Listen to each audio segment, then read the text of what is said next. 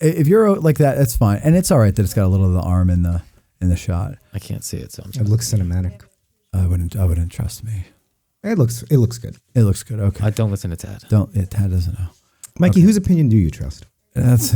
Is he making fun of me? I don't know what he said. We don't have our headphones on, Tad. Well, somebody turn it. That's why the intercom is there, Tad. The joke's gone. The joke's gone. What did you say? He thinks the intercom's on. He doesn't realize I turned it off. From the Gettysburg Museum of History Studios, you're listening to Addressing Gettysburg. Hey everybody, welcome to this episode of Addressing Gettysburg's Ask a Gettysburg Guide, and today we are talking about Lockwood's Brigade over on Culp's Hill, but also not over on Culp's Hill. They're kind of all over the place, and but their monuments are on Culp's Hill. Although, well, we'll find out if they have monuments elsewhere. I don't know. Maybe they do. Maybe they don't. I've never been to the Gettysburg battlefield, so I do not know any of this stuff. That's why we have a licensed battlefield guide with us by the name of Stuart Dempsey. Stuart Dempsey.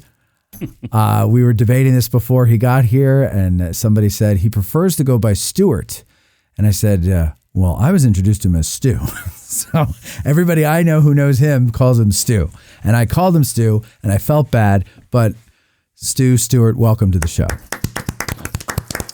Thank you. And look, I've been called far worse things. So, okay, fair enough. In fact, just the other day. So, yeah, don't sweat it. What, somebody call you a name on a tour? No, not on a tour. It had something to do with operating motor vehicles. Yeah. And you know how that is with humans. Oh, of course, I'm from New Jersey. I mean, we invented that. We tell everybody they're number one. That's right. With the finger. We show them with the finger. You're exactly. number one, buddy. Exactly. You're number one in my book. If I may, for a moment, take a little diversion here. Not diversion, a digression from our normal path. And we have a celebrity in our midst here, ladies and gentlemen, in the back. And I'd like to invite him in here just to say hi to you all. You know him as the commander of the 20th Maine here at Gettysburg, but we know him as Colonel Joshua Lawrence Chamberlain. Colonel, why don't you come in? Come on in, Colonel. Here he is. Here, come on in. No, in here. Come in here. Say hi to everybody. This is a treat. There you go. Just say hi. You got him on. There you go. You put him on Mikey's camera. Walk over by Mikey there. He won't bite. Go ahead. He won't. Too much. I don't know. Look back here. It's kind of scary. I do bite. Give us your real name. Will. Okay, Will. And Will portrays, you're 12? Yes. And you portray the Colonel Chamberlain. Yes. And you and I and your dad had dinner last night, and you were telling me something very interesting, that as a living historian, you do it a little differently than others, right? Yeah. Great. Mike, pull that mic over to him so he could be heard there, if you don't mind. And get close to that mic there, Colonel, and tell us, what is it that you do? How do you do it different than other living historians? Most people... Right into the mic. Oh, most people tell their story about after Gettysburg. I like to think that I'm Colonel Chamberlain on July 4th, right after the Battle of Round Top happened. So you know Chamberlain up until July 4th, 1863, whereas another one might know his entire life. Yes. Is what you're saying. Yeah. And that's pretty cool. I like that. It's pretty clever. You could never go anywhere else, though. You have to stay right here at Gettysburg at all times. You could never go to Petersburg. You could never go anywhere else he's been, right? Yeah. Don't go to Petersburg. Don't go to Petersburg. It's not going to end well. Stay away from there anyway. Yeah. Okay, well, it was great to have you in here. It was great to meet you. And we're going to have you on the show later. I think you're coming back with your dad next month or something like that. We're going to try to have you in here, and we'll do a little sit-down interview with you, and we'll talk about Chamberlain. Okay? All right. Thanks, Will. It was great to have you in here. Thank you, Will. Will, ladies and gentlemen. Will Chamberlain. He's not Wilt. How old is he? 12. And he's taller than me? And he's taller than you are. Oh, Mike, that's a lot of people. Don't forget, ladies and gentlemen, the phone number is 717-420-1978 if you want to call in and ask a Gettysburg Guide. And also, if you don't want to call in, you can put your question in the comment section. $10 or more super chats will be noticed because they come in a nice bright yellow color, and we will read them on the air. And of course, if you're a patron, patreon.com/Addressing Gettysburg, you submitted these questions a year ago when we originally recorded this, and then my files got corrupted and we have to do it all over again. So Stu, let's get into Lockwood's Brigade. They're, I guess, considered part of the 12th Corps, but they aren't part of the Army of the Potomac, right? Well, they temporarily are Yeah. part of the Army of the Potomac. Their history with the Army lasts less than 21 days. So Okay. it's probably one of the shortest lived brigades in the Army of the Potomac history, I imagine. Yeah, they are. They're attached to the Army on June 25th, 1863, and when the Army crosses the Potomac shortly after mid-July, they are detached from the Army of the Potomac. So where are they before they're attached to the Army of the Potomac? Okay, so Lockwood's brigade per se wasn't really a brigade until June of 1863. This is to provide just a little contextual background here. Coming off the Battle of Chancellorsville and coming off of the departure of, by my count, around 27,000 men from the Army between Chancellorsville and Gettysburg because of the expiration of enlistments, 2-year New Yorkers, and all kinds of 9-month regiments as well depart the Army between those two battles. So what you have is an Army that has about close to 130,000 men going into battle at Chancellorsville that has dwindled to a little over 80,000 by late June of 63. And so Joe Hooker, still in command of the Army of the Potomac at that point, sent his chief of staff, Dan Butterfield, to both Washington and Baltimore to see if any of the troops in the garrisons there might be sufficiently up to speed to be incorporated as last-minute reinforcements into the Army. And several units that have a lot of fame at Gettysburg become part of the Army as a result of that. Standards Vermonters, the Pennsylvania Reserves, Willard's Brigade, Custer's Brigade, Farnsworth's Brigade. Those are all units that are added in the last week of June. And so on the 17th of June, Lockwood was ordered to assemble a brigade from troops in Baltimore and East. And over the next several days, he assembles ultimately 3 regiments that are going to be constituting his brigade here at this battle. And we can get to know each one of those in turn. Yeah, well, let's do that. So where are those regiments? What are they doing? And how is he assembling them into this brigade? Okay, he's been given the authority by his department chief, which would have been General Robert Schenck, commanding the middle department at that point in which Baltimore was part of. And he's going to have the three regiments, the 150th New York, which had been part of the Baltimore City garrison since the previous autumn, and had actually had a pretty nice life as Civil War soldiering goes. They had nice wooden heated barracks that the men built in Baltimore, so they had a real roof over their head. They had regular band concerts. Local loyal citizenry would turn out to hear the band concerts. And they also, which I think is kind of an interesting sidelight, they did extensive training in street fighting tactics. Oh, really? Which is not something you encounter a whole lot of in the Civil War. Right. I mean, for one thing, very few Civil War fights are remotely urban and by intention. I mean, the Army simply were not trained and configured for that sort of activity. But in the case of the 150th, it makes sense. You're garrisoning a city, and you're garrisoning a city that has a recent history of, problematic behavior. Right. That's what I was just going to ask. Yeah. Baltimore has a big part in why they're training. Yes. Oh, yes. Yeah, Yes. yeah. Yes. This is not a random choice that you guys are going to go out there and practice urban fighting techniques. There's a purpose behind that. But again, I've encountered I'm sure there were others, but I cannot think of another Civil War regiment I've run across that had a lot of training in that. So it's kind of an interesting sideline.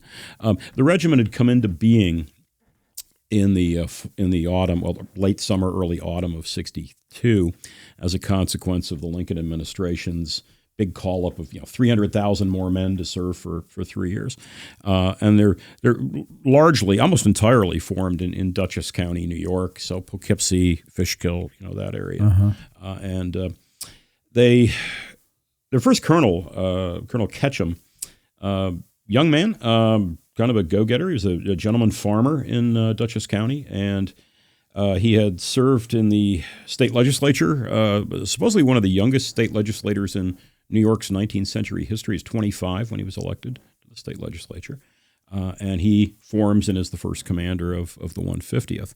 And really from the time that they leave Dutchess County, Baltimore is pretty much their first destination, and they are there until late June of 63.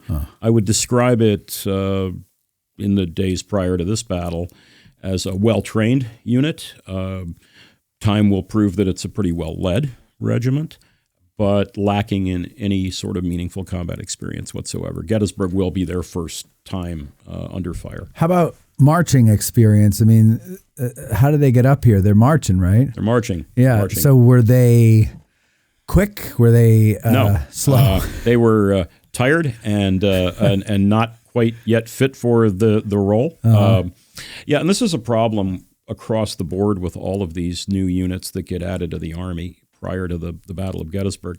You know, they'd been serving in essentially garrison functions over the last several months or more, and they're just not as fit as the guys who've been marching for a living in the Army of the Potomac. So all of these units in the 150th and their other comrades in Lockwood's brigade will struggle quite a bit with the lengthy marches that they're suddenly being asked to do. And of course, it's also at a time of year where, you know, weather conditions were pretty brutal as well. Something we don't really think too much about, though. You know, when you look at an order of battle and you look at units in the Army, and then you compare something like Lockwood's brigade or maybe even Stannard or some of these other units that haven't been with the Army on campaign in Virginia, and then you see something like what the 6th Corps does with their marching, you know, or the 2nd Corps, and it's like they're very different. They're in the same Army, but they are not operating at all at the same level of movement. No. On to give my favorite extreme example of the war, on one of these late June marches, experienced veteran Army of the Potomac troops in Colonel Orland Smith's brigade, in one day they marched 38 miles. There is no way Lockwood's people could have done anything like that, and it would be unreasonable to expect that they could. So what these men talk about in their memoirs and their letters home and things, a lot of blisters, a lot of just sheer exhaustion, equipment straps cutting into the body. The New Yorkers, who actually leave us with the greatest wealth of primary source information on that brigade, the two Maryland regiments we'll discuss did not leave us with a lot, unfortunately, about their Gettysburg campaign service, but the New Yorkers did. And they describe how their grotesquely overstuffed knapsacks that they marched out of Baltimore with were very soon discarded. One man talks about, I think it was the first or the second night under the stars. He said we were too tired from marching to learn how to set up our tents. So you can see how much field service they've had. You've been in the Army like 9 months and you still don't know how to put up your tent. So that's well, why would you when you're sleeping in a nice warm in a nice warm barracks. Exactly. But he talks about waking up in the morning after a rain squall and basically throwing away his blanket, his tent half, his overcoat, because all the stuff weighed 500 pounds as being wet. So these guys are not really up for the task they've been assigned. But they're earnest young men and they're volunteers, every single one of them. So they do their best, and I think their best ends up being pretty good. And I don't know, forgive me if you said this already, what date did they leave to join the Army? So two of Lockwood's regiments depart Baltimore on the 25th of June, and the last one departs the next day, the 26th. So the two that left on the 25th were? The 150th New York, aforementioned, right. And I think a more interesting from an unusual perspective, the other regiment is the 1st Regiment Potomac Home Brigade Maryland Volunteers, which is a mouthful. Yeah, it is. To provide a little background on what all that means. So at the beginning of the war, in the summer of 1861, and think about how the state of Maryland is still in play in the summer of 1861. Is it going to end up being a secessionist state, or what's going to happen there? So former governor of Maryland, Governor Thomas, I believe, obtained permission from the War Department to raise what he was going to call a Potomac Home Brigade. And it was going to be raised from personnel on both sides of the Potomac River, so Maryland and Northern Virginia, although the vast majority of the men end up being, unsurprisingly, Marylanders. Right. But the purpose of this brigade was to perform border security, infrastructure security, guarding key installations, guarding the C&O Canal, Potomac fords, stuff like that. And occasionally, rousting out the local secessionists or whatever. So the idea was to form 4 infantry regiments in this brigade, plus a cavalry unit as well. In the end, they formed 3 infantry regiments. A 4th never was created. But these were known as the 1st, 2nd, and 3rd Regiments, Potomac Home Brigade. Okay. And one thing I'd like to clarify, and I try to clarify this every chance I get, sometimes folks get hung up on the word home in that title, like the Minutemen on Lexington Green, home guards, this kind of thing. Right. Definitively, they are not that. They were authorized as regular troops. They were equipped as regular troops, trained as such, and were expected to perform the same duties that any other regular volunteer regiment might be asked to do. So they were not home guards. They were not guys sitting at home with the fowling piece above the hearth, waiting for the rebels to come to town. They were regularly serving soldiers. So I have a question on this one, because before I was going up to Culp's Hill to read from the Brigades of Gettysburg about Lockwood's brigade, and I just had to get out of the studio. It's too nice out to be stuck in the studio. It's a really, really beautiful day. Yeah, it was. And Mike was on the phone with me, and I referred to them as the Potomac Home Guard, and he called them Home Brigade. And I said, well, where do I get Home Guard from? Because I could have sworn I've heard guides refer to them as the Home Guard. And then I'm looking in the Brigades of Gettysburg, 1st Maryland Potomac Home Guard. Monument says Brigade. What's the confusion? Where is this coming from? The word guard seems to just be an invention. Really? It's never utilized in any of the correspondence regarding because they're not home. The term home guard absolutely conjures up the part-time soldier, the emergency soldier, right. The men of the Volkssturm marching out of Berlin in 1945. Right. It really does. Like you think of it as guys that are just like hanging out at home, waiting for home to be threatened. Not real soldiers. But not real soldiers. Right. Yeah. Are they raised and paid for by Maryland, no different than the other regiments of Maryland infantry, or are they? Yeah, they're held as the same as any other regiment of Maryland volunteers. So the fact that they are at home, that they're in Maryland, is just that's where they were needed at that time. Yes. Okay, so they could have been assigned to an army if needed. Yes, and in fact, there's a short time in 1862 where they're serving in the Shenandoah Valley, in the northern part of the Shenandoah Valley under Nathaniel Banks. So they're not exclusively tied to serving in Maryland. I think it all just stems from the fact that when the brigade was formed, it got that name Potomac Home Brigade. Mm-hmm. And I guess just some folks who maybe aren't doing the full research assume that means like some kind of home guard thing. But again, I think it's don't get fixated on that home word. Okay. These guys are, as I said, regular state volunteers. Okay. All right, and then the other one is 1st Maryland Eastern Shore. So I'm assuming they're from the Eastern Shore of Maryland. Yeah, that's a sharp deduction there. Yeah, no, it's absolutely who they are, and in some ways they are similar to the first. I'm going to call them just the 1st Potomac Home Brigade, just to avoid using 40 words every time we want to talk about one regiment. They're sort of like the Potomac Home Brigade boys, but they're a more problematic regiment. So they were also formed in the late summer of 1861, also with the notion of internal security duty, specifically on the Eastern Shore of Maryland, and they were recruited on the Eastern Shore of Maryland in those counties. What's that, like Somerset, Caroline, those counties. Okay. And in this case, though, the men were promised apparently they were promised by the War Department and by the enlisting officers who signed these men up that their service would be limited to the state of Maryland. And anytime they are asked to do something beyond that, there's an issue.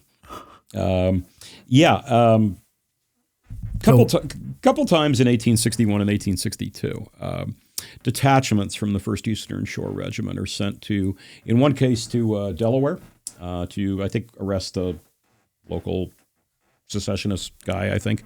And then there's another point where they're sent to occupy the Virginia counties of the Delmarva Peninsula. Okay. And in both cases, there are men in the 1st Eastern Shore Regiment who are like, no, that's not what we enlisted to do, man. We enlisted to stay in Maryland. We didn't enlist to go wandering into Virginia or Delaware, whatever. Right. And so what do you think is going to happen when they get ordered to the Army of the Potomac, heading for what is probably going to be a cataclysmic dance with the nemesis Army of Northern Virginia? Well, Company K says, no, we're not going. And 61 men are quickly discharged by the War Department. If I can be permitted the quote, Sure. I have a piece from somewhere in here from the ORs, from the 3rd volume of the ORs on the Gettysburg campaign, and this kind of addresses this a little bit. So this is from Headquarters 8th Army Corps. That's the Middle Department troops in Baltimore.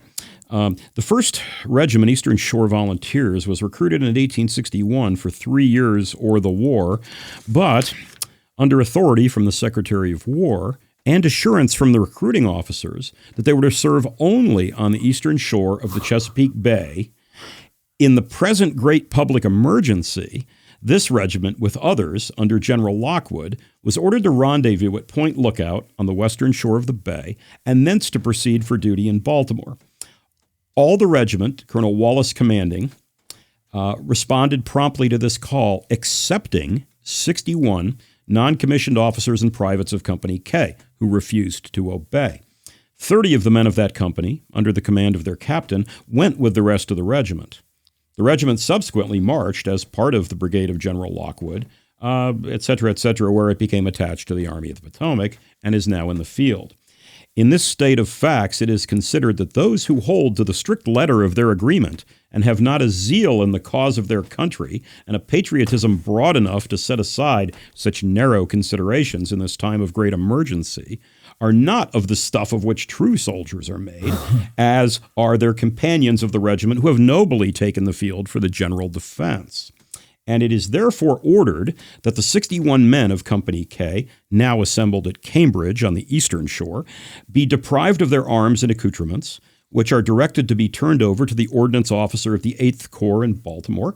They will then consider themselves dishonorably dismissed from the service of the United States from this day. So that's The wording, that's really interesting because they don't say that it's in violation of their agreement. It's almost saying, well, that was the agreement. Yeah. But these guys are being jackasses about it. That's right. But it's it's only 90 years removed from being a very American thing if you study the Revolution. Oh, yes, very much It's so. a very American concept of not leaving the state. That's not what we agreed to. Yeah. That's right. Absolutely not. But this also seems to be, the Civil War seems to be the first time where Americans are starting to learn that even though when you sign up for something, your government says, oh yeah, you'll never be asked to do this. However, right? Unless. And then it's like, ever since then, it's like you just can't trust their word, You have to be held to yours, but they don't have to be held to theirs. I guess it's something like that. Yeah, something like that. Yeah. It is Yeah. interesting, but it's also, we've done previous episodes on the Gettysburg Address using the word nation. You know, Yes. it's a very different concept than it was 90 years before. That's true. That's true. And it Yeah. seems like Well, that's why the Civil War is so fascinating, because it's this transitional period between early America and what we are now. Modern, Yeah, quote unquote. yeah. Yeah, like, a lot of the original ideas and the original structure of the country was like good on paper. Yeah. But then the Civil War kind of teaches us, well, maybe it wasn't. Maybe it needs a little tweaking. Right. Yeah. Right. Yeah. Right. well, knowing where all three regiments come, and I didn't mean to interrupt, but we've talked about Lockwood a little bit, and I'm sure foreshadowing we'll talk about his commission. But where is he before he starts forming? That's where we were going to go. Yeah. Okay.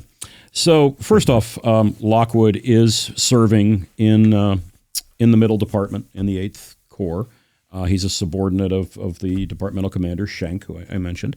And prior to that, well, I guess you want some biographical info? Yeah. Tell us about Lockwood. Well, he's born in 1814, and that makes him 48 at Gettysburg. His birthday is August 17th, just like my Jack Russell Terrier. So he's not hasn't quite had his 49th birthday by the time the Battle of Gettysburg's happening. My terrier is 14 and a half, by the way. And so in dog years, she's like way older than Lockwood. Yeah. I had one. She lived to 16. Oh, that's really good to hear because I can't. I know. There's not enough Thorazine in the world when she passes. So, yeah. I know. Yeah. Well, okay, Lockwood. So he attends West Point as a young man, graduates about the middle of his class in 36. Yeah, class of 36, I believe it is. And let me check that because I'm old and sometimes I forget. Sometimes I forget stuff. I'm starting. Yeah, class of 36. Okay. He saw service in the Second Seminole War for a bit, but resigned, like so many Army officers in that pre-war period. He eventually resigns his commission and pursues civilian activities. But just a few short years later, he begins a lifelong association with the U.S. Naval Academy. So he goes from Army to Navy pretty quickly. He's acting as a professor of mathematics at the Naval Asylum in Philadelphia, which is the predecessor of the Naval Academy. Okay. And then just a few years after that, I think it's 1845 that the Naval Academy is founded, and he is one of the founders of the Naval Academy. And during his teaching life there, he teaches all manner of courses. Of course, mathematics, which is his thing, but also writes papers and manuals on infantry and artillery tactics, like for use in amphibious landing forces and things like that, for use in conjunction with naval forces, and astronomy and a couple other things, too. He's a kind of Renaissance man as far as that goes. But when the Civil War broke out, I guess the Army bug bit him again. And by the way, in the pre-war period, he also served for a time aboard the USS United States, where one of his shipmates was one Herman Melville. Huh. So there you go. Huh. That's his brush with greatness, I guess. Yeah. He'll have another one in 1864, and it won't go so well. But and that's with Gouverneur Warren. So that's his other brush with greatness. But it's a more abrasive brush that time. But anyway, Lockwood raises the 1st Delaware Infantry at the beginning of the Civil War. And by the end of 1861, he's already been promoted to the rank of Brigadier General of Volunteers. And basically serves as like a sector commander within the Middle Department until he gets the call to organize this brigade and take them to Hooker's army. So he has no meaningful combat experience, at least not on land anyway. And yet I think he'll perform competently here. I think he'll perform as competently as anybody else, really. So that's Henry Lockwood. Does he have any intimate knowledge or connections with any of those 3 regiments? No. He does not. When he became a brigadier general in late 61, that severed his attachment to the 1st Delaware, which of course goes on to serve very well in the 2nd Army Corps for the rest of the war. But yeah, he never leads the 1st into battle. I think the 1st Delaware's first really big battle is Antietam, so he's already moved on by then. But yeah, Lockwood is definitely an egghead, I think you would say. Even kind of looks the part. With the glasses. Yeah, he does. He looks like a professor. What a nerd. Exactly the guy I would cast if I were doing a remake of The Paper Chase or anything. Maybe that reference will be lost on some younger listeners. But that went over my head. Okay. Wow, I'm really. I was going to say the same, but I'm really damn old, man. It's not hard to do for me. Everything goes over my head. Here, Tad. We have a picture of Henry Lockwood. There he is. Very professorial. Yeah. Oh yeah. Yeah. Look at those mutton chops. Yeah. What do you mean the dog ate your homework? Exactly. 3rd time this week, sir. So, okay, so he gets these regiments together. He's got his brigade.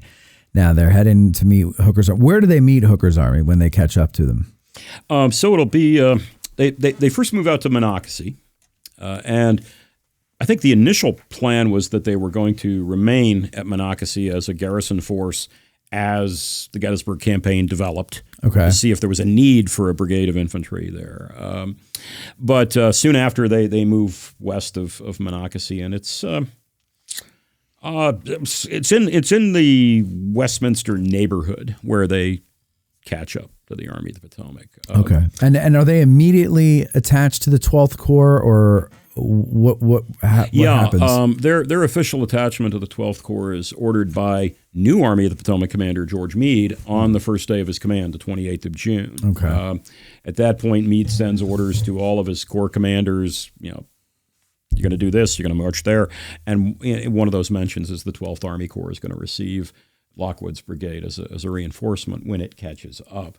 And that is, again, the problem is they have to catch up to these veterans who are setting a more cracking pace. Yeah. So you're assigned officially to the Army of the Potomac on the 28th of June.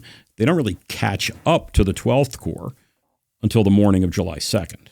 Okay. That's when they officially become physically attached to but that's not even all of them, though. That's no, that is the two regiments that departed on the 25th of June. And again, that's the 150th New York and the 1st Potomac Home Brigade. Okay. Which together, being regiments without a ton of experience, are still pretty large. Yeah. Over 600 each, I think.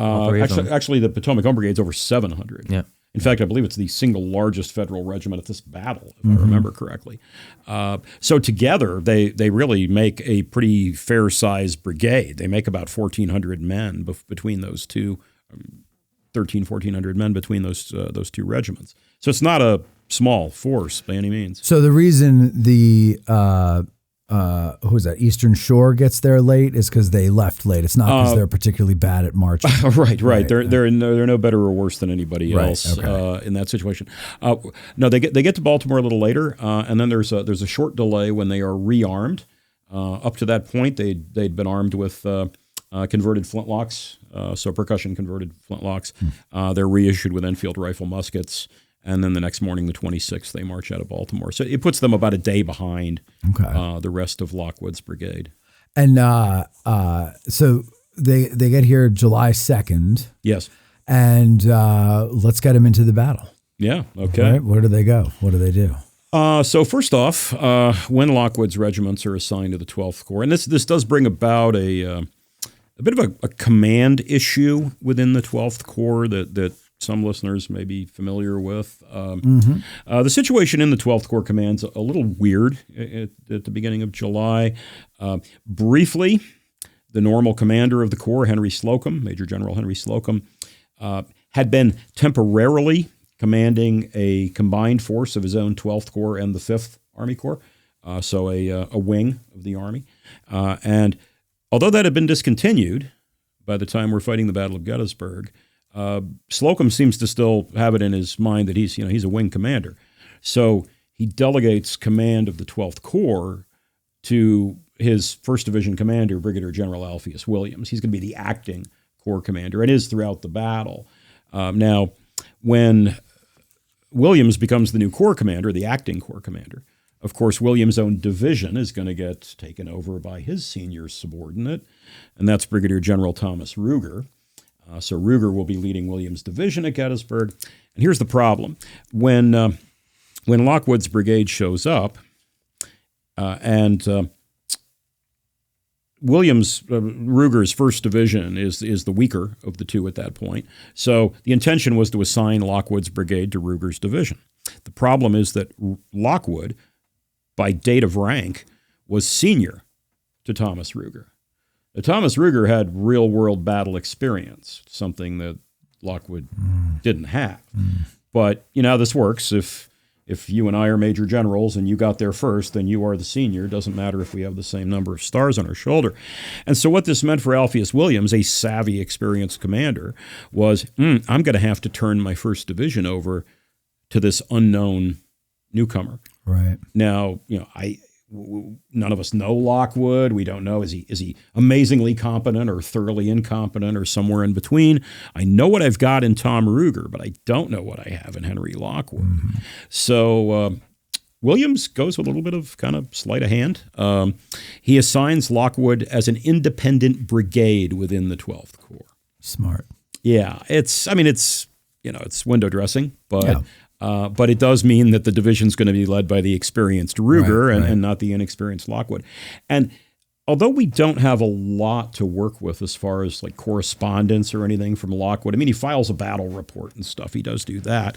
But he doesn't seem to have objected to any of this, even though, I mean, he would have been within his rights in Army protocol to have said, hey, I'm the senior brigadier general here. He doesn't. I think he's probably smart enough. He's certainly got the brains to know that he is the newcomer. He is the outsider. He's the untested one. And maybe the best course would just be go with it and let the more experienced guys, I'm sure that's probably what he expected too. I mean, his assignment to the 12th Corps is more out of geolocation, and it's arbitrary in some sense. Yeah, right, pretty much. Right. The main reason for his assignment to the 12th Corps was it was the smallest corps numerically without him. So if anybody needs reinforcement, it's those guys. Yeah, and that's another 1,800 men too. That's pretty good. That's a pretty substantial reinforcement. Sure. Yeah. And I mean, he was probably relieved too. I think I would be. Yeah, I would too. I'm not really up to leading a division of total strangers who are all looking at me and wondering if I'm going to lose it under fire. Hardened veterans. Yeah. Right. And I'm the new guy who doesn't really have a lot of experience. Yeah. I think I'd be happy to go. Yes. Independent command. Thank you so much. And I'll answer to you. What seems to reinforce the idea too that Lockwood was pretty, even tempered about this is that on July 3rd, skipping ahead a little bit here, but on July 3rd, his regiments will be assigned to occasionally relieve George Greene's brigade in the breastworks during the Confederate attacks of the morning. And Lockwood even mentions that in his battle report that although I am senior to Brigadier General Greene, he was the man on the ground. He knew the situation, so I deferred to him. So Lockwood doesn't seem to be one of these officers who gets, his panties in a twist about this kind of thing. The other thing it caused, I was just thinking, this is but it's a large brigade. It's about 2,100 men. About 1,800, including the... I'm terrible with numbers. 18, so we said Mikey. 14, and then I just thought... Well, that's not including the Eastern Shore boys. True. So, right. The Eastern Shore it's like another 400 yeah. something. So like 2,000-ish. But that would be under command of one of those three. 3 other regimental commanders that certainly have no brigade experience, and handing over 2,000 men to someone even less experienced than Lockwood would not have flown. And especially in Meade's army where Meade can just dictate what he wants almost. Yes. It's a very different army than it was just a month prior to when it comes to being able to do things like that. Yeah. It sounds like he's a team player too. I mean, he's putting that whole rank thing aside, and he's just helping where he can. That's, coming up to the Battle of Gettysburg is not the time to pull that bullshit. No, it is. You know what I mean? Pardon my French, Colonel, but it's not the time to pull stuff like that, right? You've got an emergency situation on your hands. Exactly. You should, if you're smart, you go along to get along and you help the Army win. Yeah, it's supposed to be what it's about. Yeah. Supposed to be. Yeah. So July 2nd. So we got on Culp's Hill. We've got Greene up there, and then the rest of the 12th Corps goes away. So he's with them. Now, when they catch up to the 12th Corps and Williams, assigns them a place in the line, really from mid-morning till roughly 6 in the evening on the 2nd, they're forming the right flank of the 12th Corps position. If you want to put that on the modern battlefield, then as you are turning off of Baltimore Pike onto Colgrove Avenue, it's eventually going to take you out to Spangler Spring, right? Well, pretty much the first few hundred yards of that trip along Colgrove Avenue, you're driving along their position. It would be just to your right as you're driving on that road is the ground they would have occupied. And again, there's two regiments, 1st Potomac Home Brigade and 150th New York. They occupy a fair amount of ground because they are a brigade-size unit. And they dig fortifications. Seems to be a little more digging in than building up, even though along most of the 12th Corps line, it's the opposite. Yeah. 'Cause, Okay. you can't dig much on Culp's Hill. It's, the only thing that grows there is granite. So, when we look at photographs of existing breastworks or sketches, they're mostly building up with logs and rocks and stuff. But Lockwood specifically mentions, digging in, building earth and rail fortifications on his sector. So that's what they spend the morning doing. And then in the afternoon is pretty quiet. There's not a whole lot going on in that corner of the battlefield for the afternoon and early evening of the 2nd. But yeah, roughly about 6 p.m. is when Alpheus Williams gets the order to send reinforcements to the left flank, because, of course, at that point, that's where the big battle's been happening. Sickles' salient has collapsed at that point. You've already used up all the 2nd Corps and 5th Corps troops that you've thrown into that fray, and yet more men are needed to halt the Confederate advance. So the 12th Corps gets orders to send troops there, and initially, I won't get into all of that, but initially it's the 1st Division plus Lockwood's, quote, independent brigade, unquote, that gets sent. And they march with Williams, accompanies them. They march over to the southern end of Cemetery Ridge, roughly the area where the Father Corby Monument is today, that neighborhood. And at the moment that they arrive, and I've always thought this must have been an interesting moment to have been a fly on the wall, really. Here's 2 regiments entering their first real battle. And the Potomac Home Brigade boys had seen a few skirmishes here and there, like on the company level and stuff, but they'd never been in a big battle, and certainly the New Yorkers hadn't. And they're seeing all these broken, shot-to-pieces regiments of real veterans, guys who'd been at Antietam, guys who'd been at Fredericksburg, and they're all shot up and they're falling back, and they've had enough. And I've often wondered, what is in the mind of these rookies? Wow, if the likes of the Irish Brigade or Schweitzer's Brigade couldn't hold back these rebels, what the hell are we doing here? Right. But they'd been in the Army long enough, and they'd absorbed enough training and were well enough led that, the men formed ranks and they put their heads down and they advanced when they were ordered to advance. And their mission was to drive back the Confederates in their front, which would be in the neighborhood of the Trossel farm. And to their good fortune, by the time that they're arriving on that end of Cemetery Ridge and making this advance, I won't really call it an assault, an advance, the Confederates in that sector have also become entirely fought out. Yeah. They've been through the ringer all afternoon and evening, and this is the point where, clearly Longstreet's attack has crested, and the Confederates are beginning to pull back now. They're more far-flung units. Their more vulnerable units are pulling back, like Barksdale's brigade and such. And is that who they're meeting when they're at the Trossel Farm? Is that what, the 21st Mississippi? 21st Mississippi, and probably some of Barksdale's other fragments a little bit north of that, maybe, but probably the 21st Mississippi. And when they advance, the Confederates give way immediately. I think it's probably the Lockwood's people are just advancing into the vacuum created by the Confederate withdrawal at that point. So they don't meet tons of resistance. The regiment's formed in 2 lines: Marylanders in front, New Yorkers in a second line.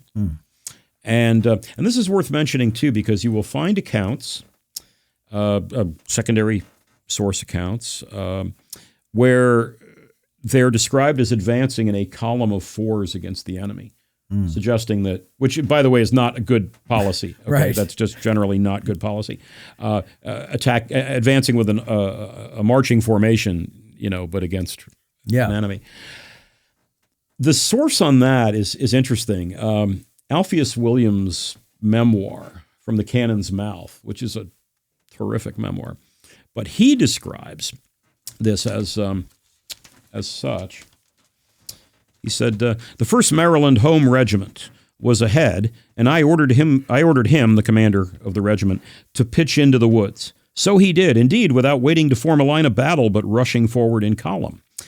The problem is that in Williams' official report, just shortly after the battle, he says, I ordered General Lockwood, whose brigade was in advance, to deploy his line and occupy the woods in front.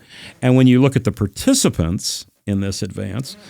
Lockwood says the 1st Potomac Home Brigade formed the first line and the 150th New York the second line. Right.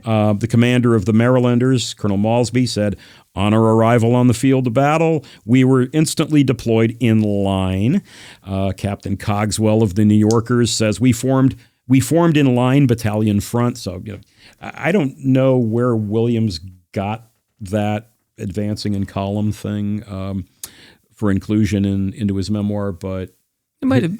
Wonder if that's just what he saw. I mean, it's very simple. A regiment going from a line into a battle line is the easiest of maneuvers. Yeah, it is. So it probably happened out of his line of sight, and he's just like, look at those crazy guys just going right in. But if they didn't meet any resistance, it's probably the quickest way to get from A to B. It is. Until they realized the Confederates were going to not give way. I am extremely dubious that they ever advanced in column into the face of the enemy. I think. Speaking of tactical brain, and sorry to backtrack a bit, but when if they were on the far right of the 12th Corps, are they leading the column going south? Yes. That's an interesting decision. And that is why they are the ones who are advancing. That's what I was thinking. I'm like, how are they going in first? Yeah, right. the two other brigades from the brigades from Ruger's division, they're still hanging back on Cemetery Ridge. And it's just Lockwood's people that advance because they are in the vanguard. That crazier thought. Is this the column that gets lost on the way? No, it is not. No. Okay. About an hour later, the other 12th Corps division, John Geary's division, gets orders to also go support the left flank. But Geary's essentially told, go follow Williams. But Williams left an hour ago, and there's no map and there's no guide. Right. And so, Geary does the best he can and ends up making a wrong turn and kind of marching out of the battle. Goes down to the outlets and a couple big gulps. He gets partway to the outlets, when he realizes this can't possibly be correct. I'm supposed to be marching toward a battle, and all I hear is crickets. Right, the battle's over there. Right. I'm going that way to nothing. But look at these Under Armour prices. Yes. Yeah. Hey, Wilson Leather really closed? Yeah. So when Lockwood's brigade gets into that area, the Trosel area, they're to the left of Willard, right? Willard from the 2nd Corps is there already. Yes. Right? Okay. And is there something with Bigelow's battery? Yes. When these two regiments advance in, I'm confident, line of battle, the Marylanders push right through the Trosel farm. Again, if they're meeting any resistance, it's the occasional scattered shot from a particularly stubborn Confederate, maybe. But they overrun Bigelow's 3 abandoned guns there. Okay. And then the New Yorkers, who are following in line behind them, the New Yorkers get a detail of men and they begin rolling the guns back to Cemetery Ridge. So the 150th secures those previously overrun guns and bring them back to Union lines. Okay. There's 2 accounts of this advance at the Trosel farm that evening. That one is from one of the New York boys, and one is from one of the Potomac Home Brigade soldiers. And I think it's interesting to look at how this little advance, which again it's essentially a no-cost advance, very little resistance. The big fight has tapered off a little while earlier, but this was a big moment for these rookies. Right, you're moving forward against the battle-tested veterans of the Army in Northern Virginia, and these men left radically different accounts of what that experience was.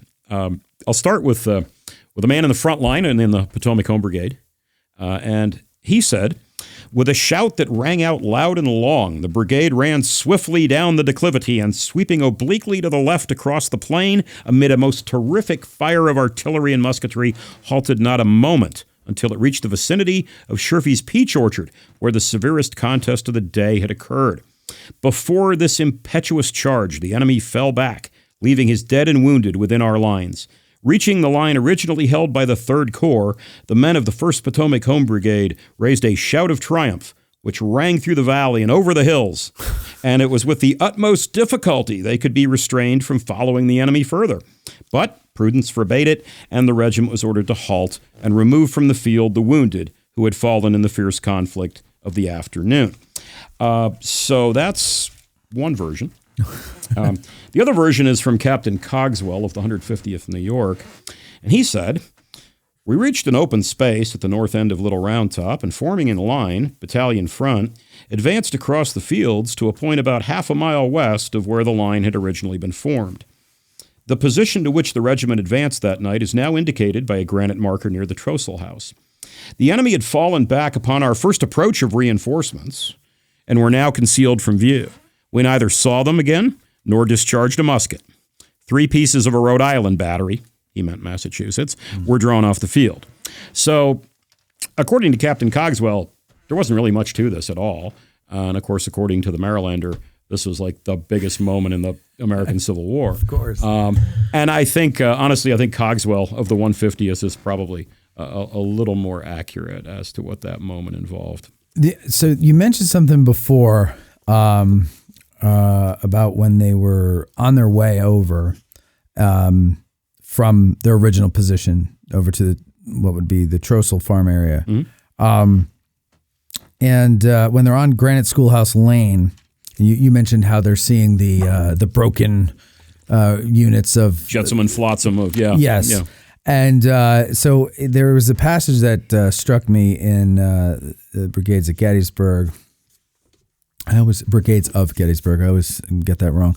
And it says, they soon passed a stream of wounded men. The first wounded soldier they encountered had blood on his hand and arm. Quote, we looked from one to another with serious faces which expressed what we all felt, but no one put into words. Jesting ceased. A strange silence fell upon the marching column. Strange that a little wound in a man's arm should affect us so. That was Charles Benton of the 150th. Yeah, I was going to say that has to be Charles Benton, who was a teenage musician at the time. Okay. And right around the turn of the century, he wrote a memoir of his war service. Useful memoir, I would add, in terms of 150th New York accounts. Yeah, this theme comes back in Benton's writing because the next day, they're behind the breastworks at Culp's Hill, and they're shooting down Confederates by the bushel. And he remarks, wow, just yesterday, we were all freaking out at the sight of one wounded man. And now we're just nonchalant about guys getting cut to pieces. Funny how that happens. Yeah. So quickly. Almost instant, I can't even speak the word. Acclamation? Yeah, I guess that's the one. Yeah. Yeah. It does. It very quickly takes the rookies and makes them almost immune to the horrors of battle in no time at all. I think that's I'm glad you read that. I mean, that's a really telling kind of account. I mean, these are guys that have fashioned themselves as soldiers for months. Yep. Mm-hmm. Right. They did soldiering as they were told to do.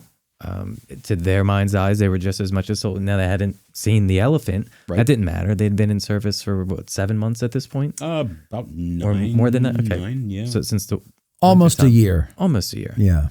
And then the first time they see what that really is that same experience all Sobering. those other soldiers have. And the fact that by the next day, they are, it's like that switch, which is, what those guys had to compartmentalize, what they had to push aside to do what they're there to do. Yeah. Because there's nowhere to go. Yeah. No. Although 2 men do desert from the 150th over the course of July 2nd, 3rd. So 2 guys didn't adjust, I guess. It's a small number. Yeah, it's that's a very not bad, small number in yeah. a regiment of 600 men. Yeah. Yeah. 600 men who have never, as you say, seen the elephant, Believe me, I would have been the 3rd guy if I were in that regiment. Yeah. I would have turned around when I saw the bloody arm. It's like, forget it. I'm done with this. If not after the first day with the big knapsack, yeah. Right. The 150th seems to be, like so many of these summer 1862 raised regiments, it seems to be made of pretty good stuff. Not to get too ahead of things, but they will be the one regiment of Lockwood's brigade that remains with the Army of the Potomac. When the brigade is essentially disbanded at the end of the Gettysburg campaign, and the Maryland units go back to the internal security duties that they were doing beforehand. The 150th is permanently incorporated into the 12th Corps. So they will go west with the 12th Corps. They'll be at Wauhatchie. They'll be at the Chattanooga campaign. And, of course, then from there on, the Atlanta campaign, the Carolinas, right through the end. They're serving in Sherman's Army Group in the last year of the war. So, is there a particular reason why they were kept? Did they request to stay, or were they ordered to stay? I mean, I wouldn't have requested to stay. I would have wanted to go back to the barracks on Utah I was Street. just going to say that they must have thought that was a raw deal. I mean, we got our battle in. We're good to go now. Back to Baltimore. It would be a nice thing. Yeah. You're from New York. I think the main reason is the Maryland units were raised with the purpose of internal security duties, and that's still a valid mission after the Gettysburg campaign for sure, while the New Yorkers are a much more, for lack of a better term, a much more normal regiment of infantry, and not raised with any specific mission other than go fight the enemy wherever you find them.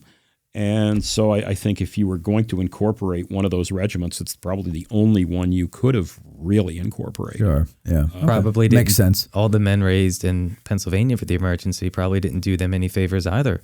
We don't need you helping back home. We've got thousands of guys that don't know what they're doing. You're in the Army now. Right. You've shown you can fight. We got to go south, and you're coming with us. Yeah, and they have a very fine record in the last year and a half of the war. So they're good material.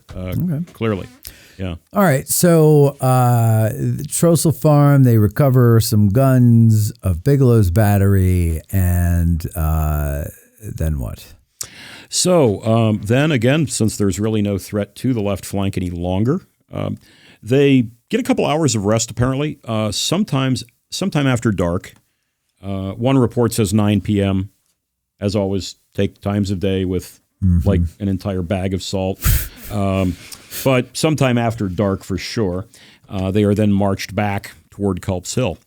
Not to Culp's Hill, because of course part of the hill is now in Confederate hands. Right. And yet they're formed along the Baltimore Pike in the area of the Spangler farm over there, where they're supporting some of the Union artillery batteries that are moving into position along there. Of course, by the morning of the 3rd, the plan, General Williams, acting 12th Corps commander, his plan is to retake the part of the Culp's Hill that had fallen to the Confederates the previous evening, the lower summit of the hill.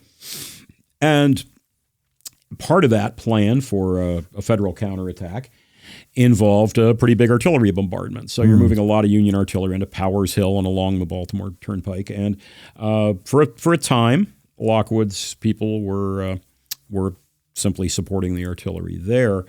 But a couple things happened on the morning of the 3rd. First off, the wayward 1st Eastern Shore Regiment finally catches up. They made a pretty cracking pace, I think, altogether.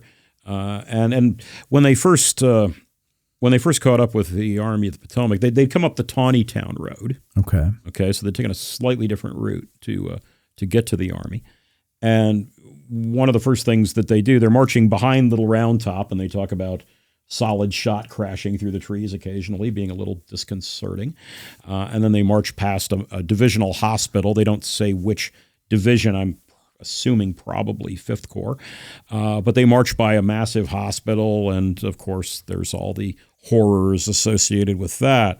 So these guys, before they've experienced any battle, are getting a real close-up look at what happens in battle. And again, by dawn on the 3rd, they're now serving with Lockwood's brigade. Also, they're along the Baltimore Pike.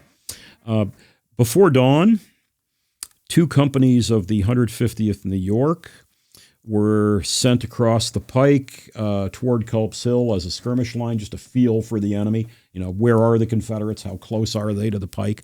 That's a real short little action. Doesn't seem to have involved a whole lot. And then a little later in the morning, I believe about 6 a.m., the Potomac Home Brigade is ordered to make an attack on the Confederate position in the neighborhood of what is called today Pardee Field, and the area a little bit toward Spangler Spring from there. The purpose of this attack is it's not a well-known attack. I mean, people have heard of the 2nd Massachusetts and 27th Indiana and that kind of snafu that happens there. But the Potomac Home Brigade boys make an attack of their own. Yeah. Now, the purpose of this is seems to be lost to history. So this is a supposition on my part, nothing more than a supposition. But Williams talks about, as part of his plan to retake Culp's Hill, Geary's division was going to do the heavy lifting. Geary being his left-hand division, he was going to do the retaking of the ground, and he was going to support that with feints, sort of small jabs, if you will, from Ruger's division and Lockwood's brigade. That, for example, is what brings on the 27th Indiana, 2nd Massachusetts thing.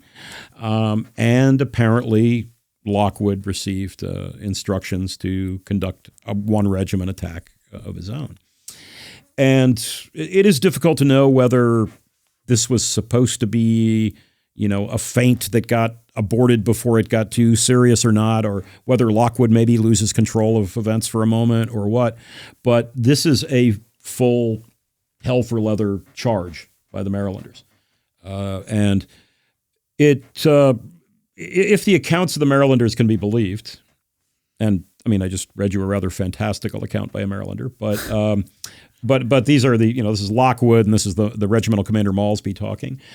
They say it was looked to be a pretty successful attack that seemed to have the Confederates on their heels a little when they were ordered to halt the advance because of a Union unit, unidentified, that is moving in on the Confederate flank and was going to enter their field of fire, potentially. The way that, let me, if you don't mind, I'm just going to, I'll let the guys on the scene tell the story here. This is from a member of the 1st Potomac Home Brigade, and he said it seemed certain destruction, but such were orders, and Colonel Malsby gave the command, forward, double quick. With deafening cheers, what was deafening cheers? The line sprang forward and advanced as rapidly as the nature of the ground would allow. From behind every tree and rock, the enemy's fire was poured in, but the regiment, with courage undaunted, pushed forward toward the stone wall. This would be the one bisecting, the ground, the place, from which our adversary sent death-dealing missiles.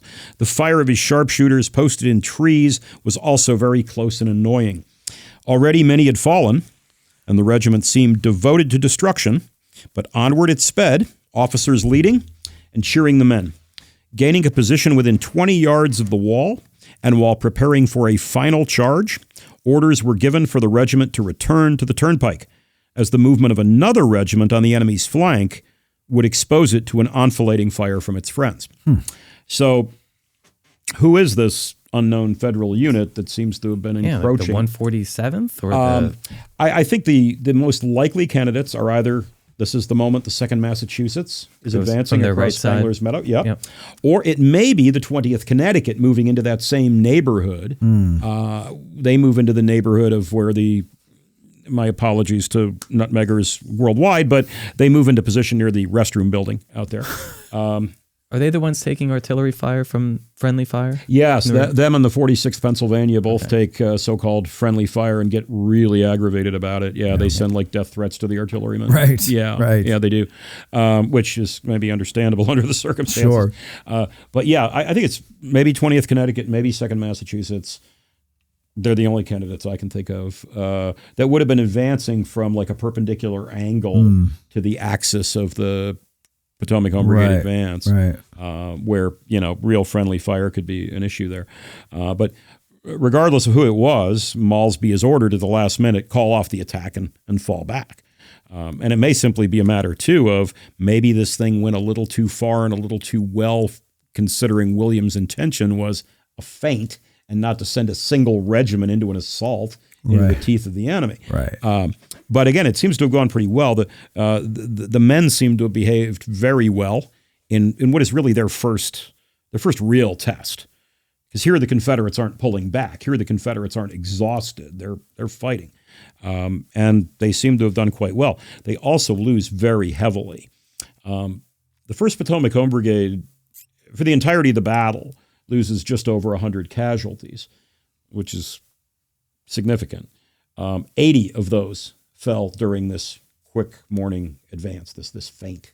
So they get cut up pretty significantly. And they fall back to the Baltimore Turnpike. And for at least a couple hours anyway. They'll get a chance to lick their wounds and rest up. But throughout the course of the morning's fighting on the 3rd, all of Lockwood's regiments will be then rotated in and out of the breastworks. This is on General Geary's divisional front, so on the upper summit mainly of Culp's Hill.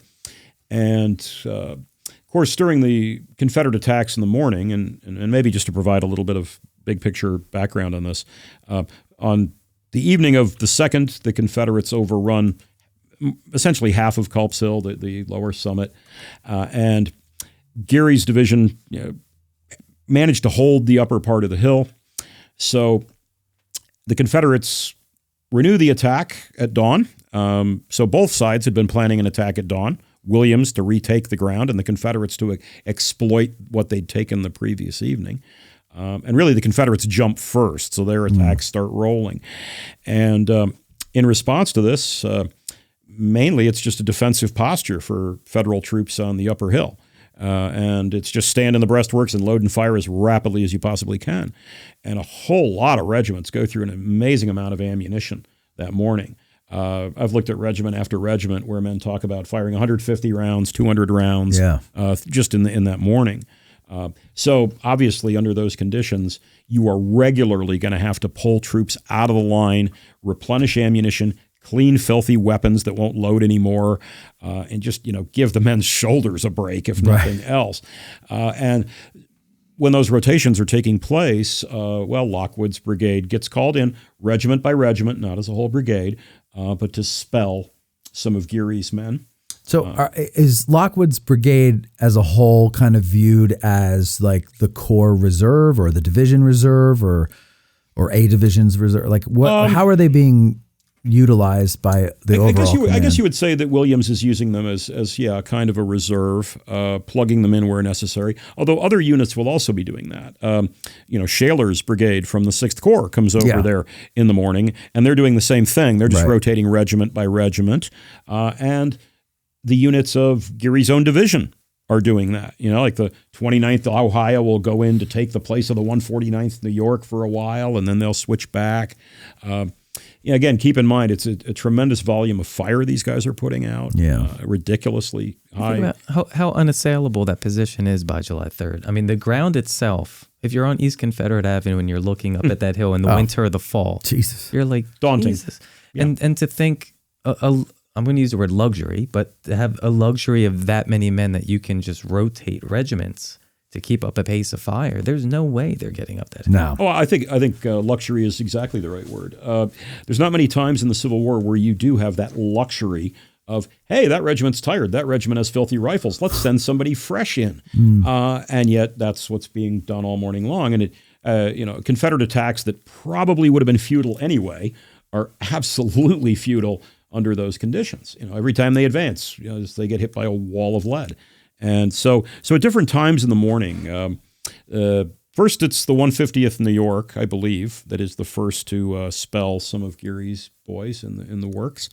And they do that at least a couple times over the course of the morning. They fight for an hour or so, and then they'll withdraw, and somebody else will go in, and then they'll go back in later. The 1st Maryland Potomac Home Brigade boys seem to be the last unit committed to the fight, which makes sense considering their really awful morning earlier. Right. And the only really notable thing to say about Lockwood's troops in the works on the 3rd, I mean, they all do their duty. And it seems like the 150th New York does its duty pretty well. Not necessarily with lots of skill. They are rookies. But certainly with plenty of grit. I think that can absolutely be said about the 1st Potomac Home Brigade men. The 1st Eastern Shore, kind of the problem child of the brigade, of course, things get a little weird with them. Of course. Of course. Yeah.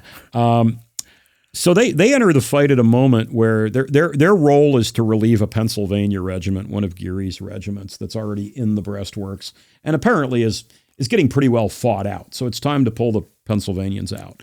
And when they arrived on the scene, the Eastern Shore boys thought it was a pretty dramatic moment. I'll let one of their very few Primary sources tell that story better, though. He was there and I was not. This is Lieutenant John Shane of the Eastern Shore Regiment. And he said, "We rushed toward the front, shouting like mad, pausing on a slight eminence to deliver a volley." And those who've been to Culp's Hill will note, if you are on the upper summit, the breastworks are lower than the crest. They're on the military crest, as they should be. But advancing into or out of the breastworks meant crossing higher ground to their rear. And that was the vulnerable moment. That's when a lot of casualties occur. Not in the breastworks, but coming and going from the shuttling out of in and out of the breastworks. So we rushed forward toward the front, shouting like mad, pausing on a slight eminence to deliver a volley. Without orders, we rushed into a parapet. In this earthwork or parapet lay a thin line of the 111th Pennsylvania. Our first volley passed clear over their heads. The next instant, they rushed to the rear while our men crowded into the works. We so completely filled the space that all the officers were left a few feet in the rear, altogether without cover. We were close enough to the enemy's lines to see the eyes of our opponents. At this moment, a double line of infantry charged toward us, yelling like demons. Before our fierce and steady fire, these lines were broken and driven back. Had our appearance been delayed 15 minutes, the weak line we relieved, exhausted, could not have withstood the charge, and the results of the fight at that point would doubtless have been quite different. Not sure whether the men from Erie, Pennsylvania would have agreed with that assessment. Sure, yeah. Some of them were apparently a little bit concerned about this volley the Marylanders fire from behind them. In the words of the Eastern Shore Regimental Commander, James Wallace, in his battle report, he states, "Upon reaching the brow of the hill, we halted for an instant upon the discovery of the enemy attempting to rush upon our works, and we then delivered a very effective volley over the heads of the men occupying the position we were ordered to relieve. The officer in command of the men in the breastworks, supposing we were firing into his command, requested that the fire should cease." Yeah, I'm sure request is the right word there.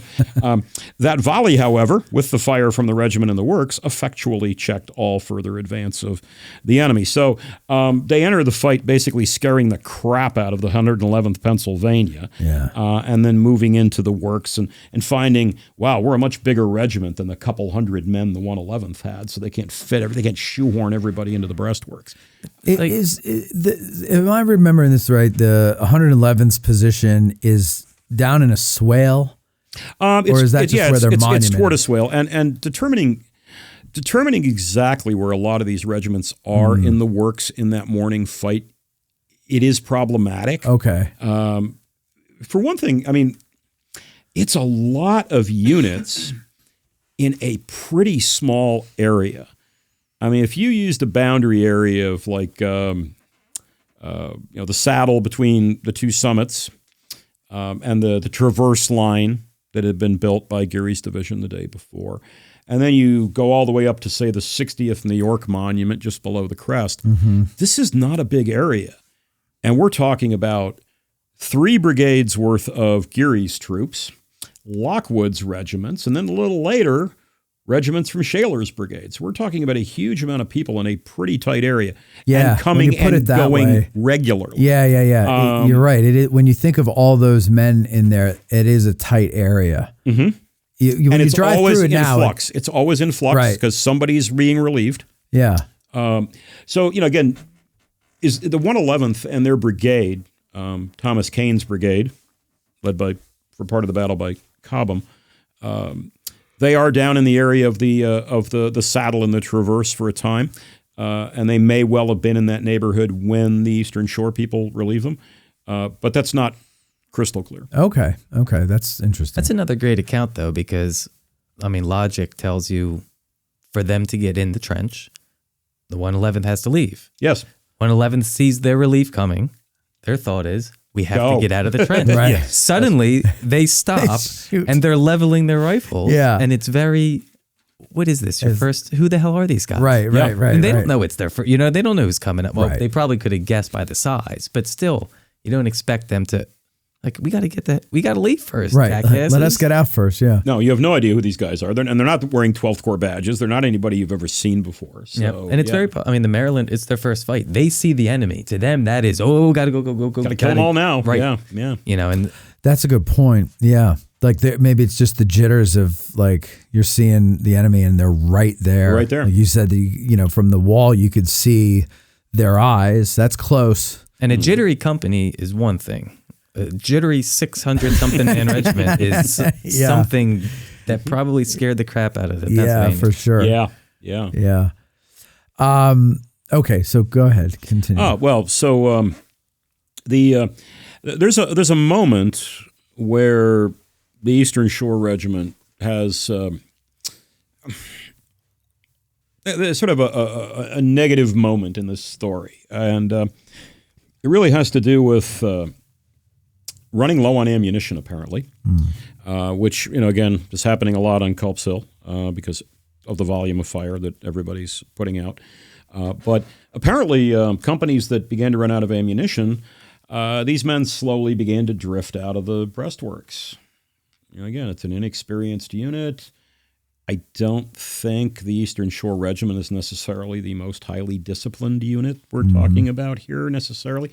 No aspersions on the men, but I mean, if you look at their first 2 years of the war and the number of times men of the regiment say, hell no, I won't go, right. Then, yeah, there's a problem there.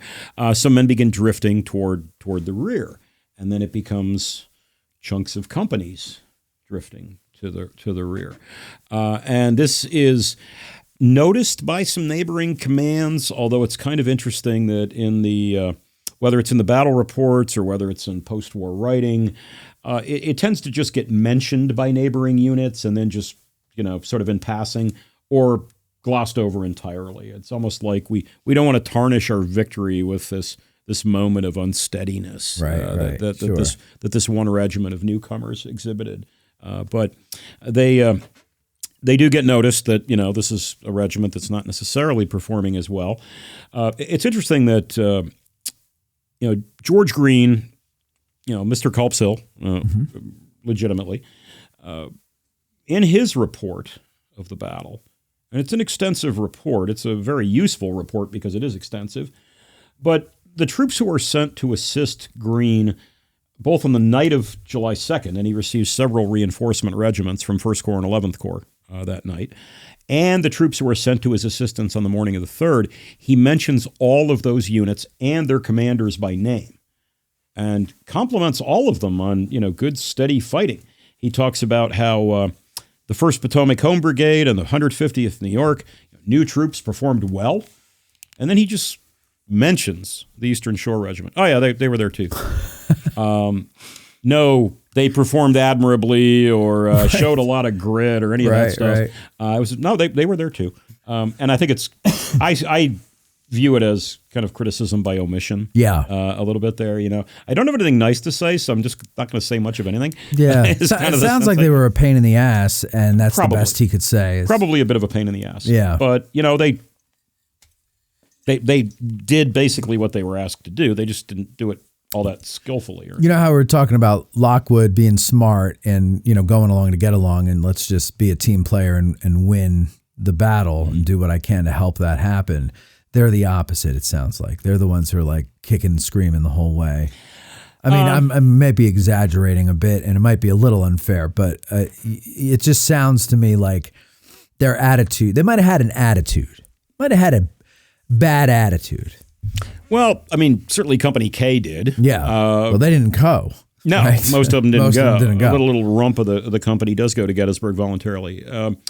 It's hard to say because all we have to go on about what material this regiment is made of under fire, all we have to go on is one morning at the Battle of Gettysburg. These guys will never fight in another significant battle over the course of the entire war. Oh, interesting. They're going to go back to the whole internal security thing. They're not going to fight in the Overland Campaign, and they're not going to be at Petersburg or any of this stuff. So Gettysburg, morning of July 3rd, is their defining moment of the war. And yet we only have a couple of accounts. We have the man I've quoted, Lieutenant John Shane. We have the report of the regimental commander, Colonel Wallace. And that's just about it, other than tangential mention in like Green's report or whatever, or the 111th Pennsylvania guys talking about, wow, these Marylanders almost blew us away. That's all we have to work with. So it's really hard to know, are these guys just a little discombobulated in their first battle and maybe not being led terribly well? Or are they, second-class material that just does not want to be there? I was going to say, I'd like to say the first over. I do too. Yeah. You'd want to look and I was going to say, well, imagine all these other veteran regiments. What was their first engagement like? But to be even more than that, this Maryland Eastern Shore Regiment had it harder than they did, because when the war began, those regiments were all in the same equal playing field. Yeah. This Eastern Shore Regiment is coming into a very experienced army. Yeah. And they probably have we got to do something. We're going to show them we can stick in. And there's just the inexperience. So they're it's like giving the kid the big stick. Yeah, I was going to say, letting them swing it's it the around. over-eager little brother trying to prove. Tommy. It may well be. You can't hit your brother in the head with that. Yeah. Right. So are you saying like maybe they were a little spastic? No, I think it's a mix of inexperience, and they didn't expect to be there a couple weeks before that. No. And I think that's difficult for anybody. Yeah, I'm standing up for them. Yeah, no, I think we should stand up for them because we weren't there, and I couldn't do any of that. Well, that's exactly the point. At the end of the day, the great majority of the men stood their ground. Yeah. Did what they were told to do. Again, maybe didn't do it all that skillfully, but did what they were asked to do. They were there. And who cares if they had a bad attitude?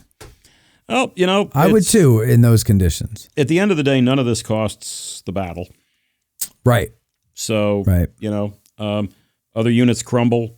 Veteran units crumble.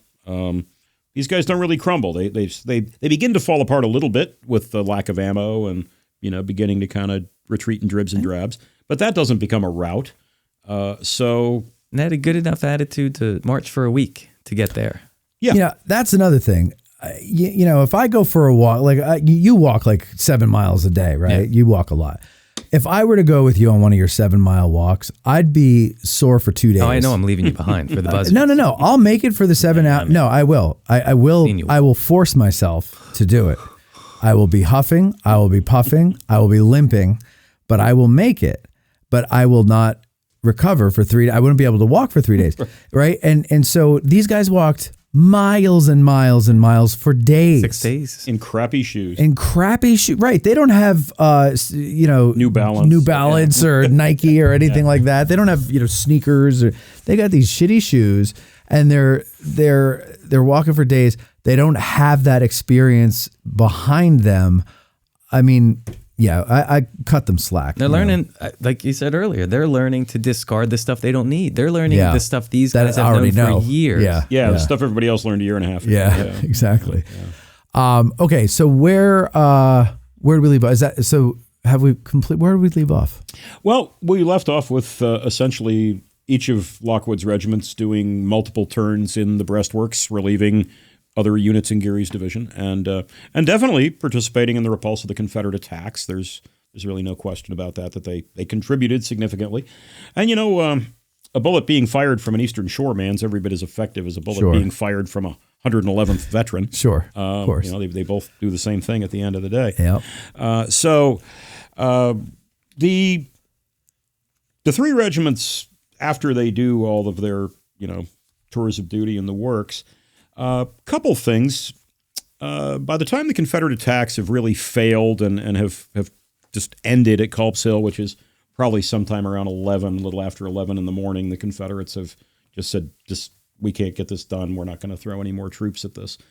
As things quieted down on the hill, the Potomac Home Brigade Regiment, Colonel Malsby, he asked to take his regiment out of the works so that his men could get a meal and a little bit of rest. Now, these guys had not had any rations in about 24 hours, and they'd been through a vigorous, costly morning assault, and then they spelled Geary's boys in the trenches. And they pretty eventful 24 hours for these relative rookies. And Malsby wanted to again pull his regiment out of the works and get a little rest. And General Lockwood approved that, but said, since General Greene's acting as the immediate sector commander, run it past him too, just protocol, right? And then an unknown staff officer purporting to be a staff officer of General Greene's, and who probably was, said essentially, don't sweat telling General Greene, I got it covered. You can pull your regiment out. We'll get the neighboring regiments to extend their lines and cover the hole you've left. It's all good. Yeah, well, it wasn't all good, apparently. Or so that's what they said. Oh, no, we saw a guy. He said it's fine. Yeah. He did. His name was Steve. Yeah, Steve. Lieutenant Steve. Lieutenant Steve, yeah. Smith, I think, Smith, yeah. And, well, anyway, Malsby, who, by the way, seems to have been a good, conscientious officer. No, I've never seen anything about William Malsby that suggests he was anything else. So I think he was acting in good faith. But he pulls the regiment out, they get some rest and, all that.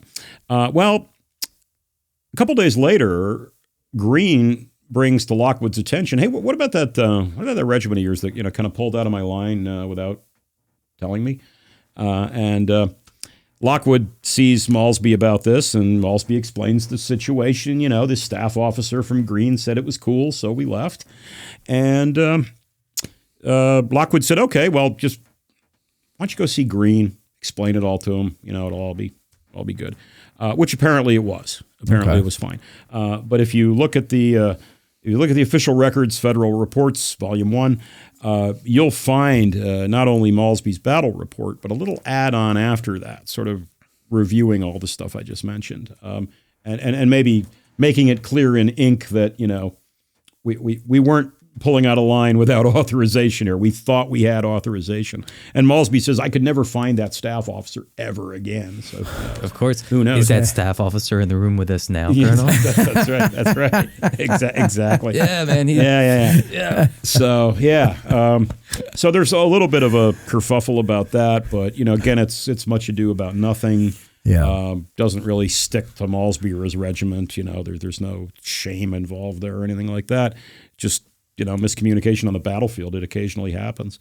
And other than that, they spend a pretty quiet afternoon of July 3rd. But then when the big cannonade begins prior to the Pickett, Pettigrew, Trimble, Wilcox charge, I do try to be inclusive. Very political. That's right, yeah. Well, again, Wilcox never gets any attention in that. That's true. And his people die just as heroically as all the rest of them.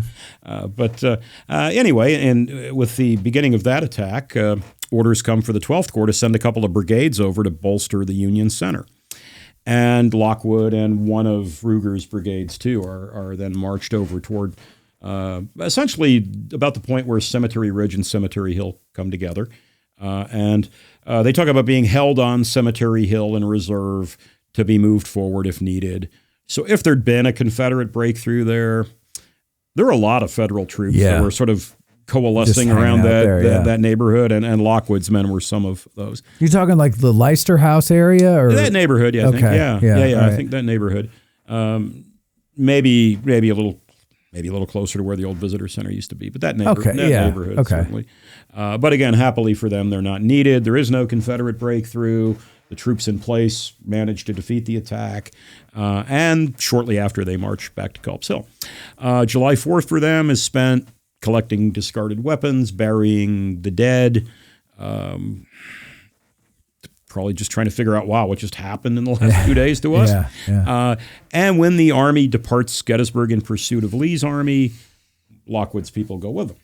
And they'll take part in the pursuit. And at the point where Lee's army, though, crosses the Potomac on the 14th of July, that's pretty much the end of the Lockwood's Brigade's story. Because when Meade's army crosses the Potomac in pursuit shortly after that, Lockwood's Brigade's going out of existence. Lockwood's been ordered to take the Maryland regiments, take them back to their earlier duties. 150th New York, here now permanently 12th Corps. Lockwood's brigade then passes into oblivion. So Lockwood goes back to? So he goes back to the Middle Department, various duties within the Middle Department, although his war briefly gets exciting one last time. Okay. In the late spring, beginning of June of 64, a division commander vacancy occurs in the 5th Corps, at that time commanded by Gouverneur K. Warren. And Lockwood is summoned to fill it. I don't know why Lockwood was summoned to fill it necessarily. I mean, of all the available brigadier generals, why him? I don't know. But he gets the job. He's ordered to report to General Warren at 5th Corps headquarters. He's given command of a division. So this is something he's never done before. Right. Commanded a brigade in one fight. Did okay. Did fine. A division in open country warfare is a whole other animal. And he incurs the wrath of Warren, which was mighty easy to do in the Overland campaign. Really, Warren seems like he was pretty tightly wound for a lot of that. So he takes a lot of that out on Lockwood. And within 48 hours of his taking command of his division, he's fired and told, go back to Baltimore. We don't need you here. I don't know that he was necessarily fairly treated by Warren, but, whatever. So he goes back to Baltimore, and again, the last months of his Civil War are back in pretty quiet duty. After the war, he goes back to the Naval Academy. Oh, really? And really, for the rest of his life, that's what he's doing. He's teaching at the Naval Academy. Wow. Almost until his death. So you're at the Naval Academy being taught by somebody who fought at Gettysburg. What an interesting... Commanded an infantry brigade at Gettysburg, yeah. That's interesting. Yeah. Now, the 150th New York, when they stayed with the 12th Corps, who were they brigaded with? So they remain... They're given to the 1st Division. Let me think here real quick, because the division goes through a couple of incarnations. I believe they are assigned to Ruger's 3rd Brigade, as I recall. Okay. Now, again, though, once we get to the beginning of 1864... the 12th Corps, along with the 11th, and several other regiments from that had been in the East Tennessee area, are all combined into a big, brand new 20th Corps. Right. And a lot of the brigade organizations changed at that point. I'm honestly not remembering exactly where the 150th is at that point, except I'm certain they do remain in the 1st Division, but I can't give you their brigade in the Atlanta campaign or the Carolinas campaign. More than I could have given, so... The big question we all have is who got the really nice Baltimore quarters of the 150th New York? Yeah, I don't know. Who's moving in? Yeah, that's a great question. It is a great question. Yeah, I do not know who gets to be warm. Possibly, at least during the Gettysburg campaign, I would assume it was filled by New York State militia troops, because a few New York State militia regiments are sent to Baltimore during the Gettysburg campaign. Okay, I think it's the 69th and the 7th, maybe. So they may have moved into the barracks on Utah Street for a short time, but they were only temporary duty. That would be interesting. By the way, Atlanta, the 150th is in Ruger's. Oh, still in Ruger's Common Brigade. Okay. So 27th Indiana, 2nd Mass, 13th 3rd New Wisconsin, Jersey, 3rd Wisconsin, and the 107th New York is in there as well. There you go. So it is the same brigade that Ruger commanded at Gettysburg exactly, but with the 150th added then. Yeah. They're in good company in that brigade too. What I love about doing these shows about Culp's Hill is that Culp's Hill, and everybody points this out all the time, it was the one piece of ground fought over for the most number of hours, but it gets the least attention. Well, except for a low ridge just down the street here that gets fought over for every single daylight hour on the 2nd and 3rd of July. Well, that's true. If you listen to earlier episode. If you had listened to Addressing Gettysburg before, you would know. Oh God! See, as soon as I finish the episode, it's out of my head, and I'm worrying about the next one. However, on a large scale, yes, Culp's Hill is absolutely the longest sustained large-scale infantry combat of the battle, by which I mean combat involving brigades and divisions as opposed to regiments and companies. No, but what he was referring to is it was Smith's Brigade. We did an episode on, what was it, a year ago? Several months anyway. At least, yeah. And that's the thing that we forget, is because it's a neighborhood now. It's a Colt Park neighborhood is where that all happened. And so there's nowhere for us. I mean, we could go there, but I do. I regularly do tours there, even though it's asphalt. Yeah. So this guy's front lawn is where pretty much Nixon's grandfather fell. For being asphalt. And when I drive to McDonald's, what'd you call me? Spelled slightly differently. Yeah, the French spelling. Asphalt. Okay. If I go to McDonald's in the morning for a coffee, because I like McDonald's coffee, I don't know why. I don't either. I go through Colt Park, And even though there's houses there, those undulations are still very noticeable. Fairview and Highland Avenues run right along the crest, and especially if you are looking west, like towards Seminary Ridge, you're very clearly on a piece of high ground. Yeah. For all those houses, it's still very distinct, very noticeable. And if you go, I think it's down Queen Street, and you get there to the crest of the ridge, and you stop and you look straight out, you're going to see the rec park down below, but right across or right behind that is Seminary Ridge. Yeah. So there's the Confederate line. So there you can at least get an idea if you go to those spots, and you can see, and you can turn around and look behind you, and then you'll see buildings, but that's Cemetery Hill. And it's high. It is high. If you go up to that first stop sign, that four-way Fairview stop Avenue, sign, and you turn around and you look back towards the rec park, it's like, this is why they came out here. Yeah. It makes perfect sense. Yeah. Okay. So what we'll do is we'll take a break. We'll come back, do questions from our patrons over at patreon.com/addressinggettysburg. And if you want to call in, the number is 717-420-1978. And again, if you have a question, you want to just do it in the chat, it's $10 or more super chats that will be noticed and read on the air. And that helps defray the cost of feeding this motley crew that we have here tonight. So you guys stick around. We'll be right back in a couple of minutes. Stay there. While we pay the bills, we hope you'll call 717-420-1978 and get in the queue to ask a Gettysburg Guide. We'll be right back. Oh, the ocean waves do roll and the stormy winds do blow, and we poor sailors are skipping at the top while the landlubbers lie down below, below, below, while the landlubbers lie down below.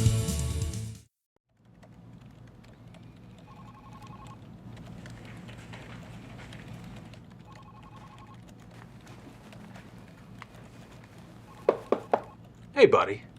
What's got you so down? Hey, Court. I'm looking for a gift, but I just don't know what to get my Gettys nerd friends and family. It sounds like we need to have a talk. Come on. You love this place, don't you? You bet I do. It's my favorite place in the world. Well, you see, at Addressing Gettysburg, it's our mission to keep these stories alive. How do we do that? I'm glad you asked, sport. You see, Gettysburg is the gateway to the most brutal and crucial time in American history, so we interview experts, and our listeners learn with us. That sounds amazing. It is! Mike, are you f***ing serious? What? It's for the commercial. What benefits do patrons get? You mean besides up to 4 premium episodes per month and Matt being the bee's knees as host? How about early access to special episodes, behind-the-scenes insights, and discounts for ticketed events? Whoa! None of the other history channels I follow do that for their listeners. That's because Addressing Gettysburg doesn't take its listeners for granted and really cares about us learning American history. You know, I should gift my Gettys nerd friends and family an Addressing Gettysburg Patreon membership. You see, the answer was right under your nose the entire time. Make Addressing Gettysburg's Patreon a gift for the Gettys nerd in your family this holiday season. Addressing Gettysburg wants you to learn about the Civil War with us, and we need your support. We'll run this ad until it gets annoying, and then we'll run it until you become a patron at patreon.com/addressinggettysburg or by scanning the QR code on your screen. Happy holidays. The hell are we staring at? No idea. At Digital History Pioneers Foundation, we are about grassroots history on digital platforms. That means we are about podcasters, documentarians, YouTubers, and even TikTokers. All of these creators are out there trying to share their love of history with the public.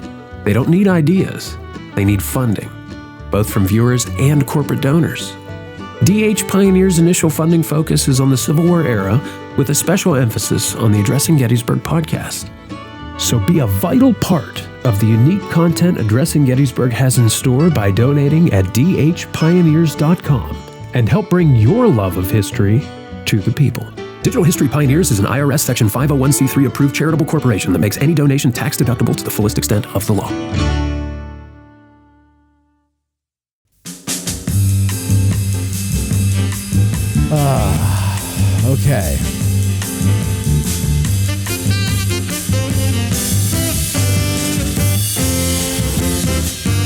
Okay, so as you know, ladies and gentlemen, spring has sprung. It is April, and we are coming on the third Saturday of April. You know what that means? It's the first Get Out of the Car tour. And this year, they're a little bit different. We're calling them field talks. Less tour, more talk. And like the tavern talk that we just put out yesterday on Valley Forge, it's the same kind of format where you, the tourist in this case, you're on par with the guide and we are discussing things. We're doing the wheat field, and if you go to our website, you'll see there's Mikey B's face right there. He's smiling. He's all happy. Look at him up there. He's smiling. There are the gallant Matt and... You used that picture. You're such a jackass. There's the gallant Matt and Eric, the producer, and there's our fearless leader, oh my God. Louis Trott. He's giving final absolution to all of us before we go on a tour. And if you scroll down, though, here's the thing that's new. Because we're expecting you to discuss this with us, we have references for you that you can just download. Look at this. You got the official records excerpts, and you go there, and it's got to load up. It takes forever and a day to do it, but you can do it. And so that's so we're going to have that for all of them. Next month in May is Major General Abno Doubleday and the defense of McPherson's Ridge, Seminary Ridge. And these are, ladies and gentlemen, what we are calling, what is he calling them?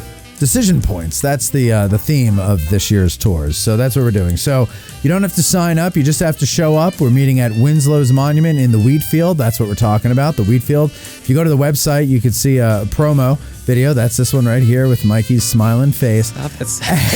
I was being sarcastic going, you're such a jackass. I can't believe you used I can't that. believe this has been up for 2 months and you just noticing it now. I don't pay attention. I wasn't even here. I know. Just goes to show what a team player you are. Even when you're in England, you can't watch our show. Anyway, ladies and gentlemen, we hope we see you there. The weather's not looking great, but it wouldn't be. First of all, Lewis always says, if it ain't raining, you ain't training.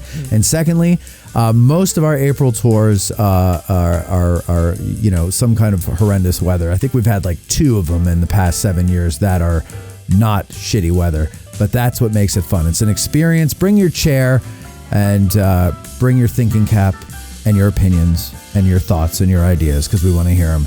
We want to learn from each other. That's what we're doing here at Addressing Gettysburg from now on.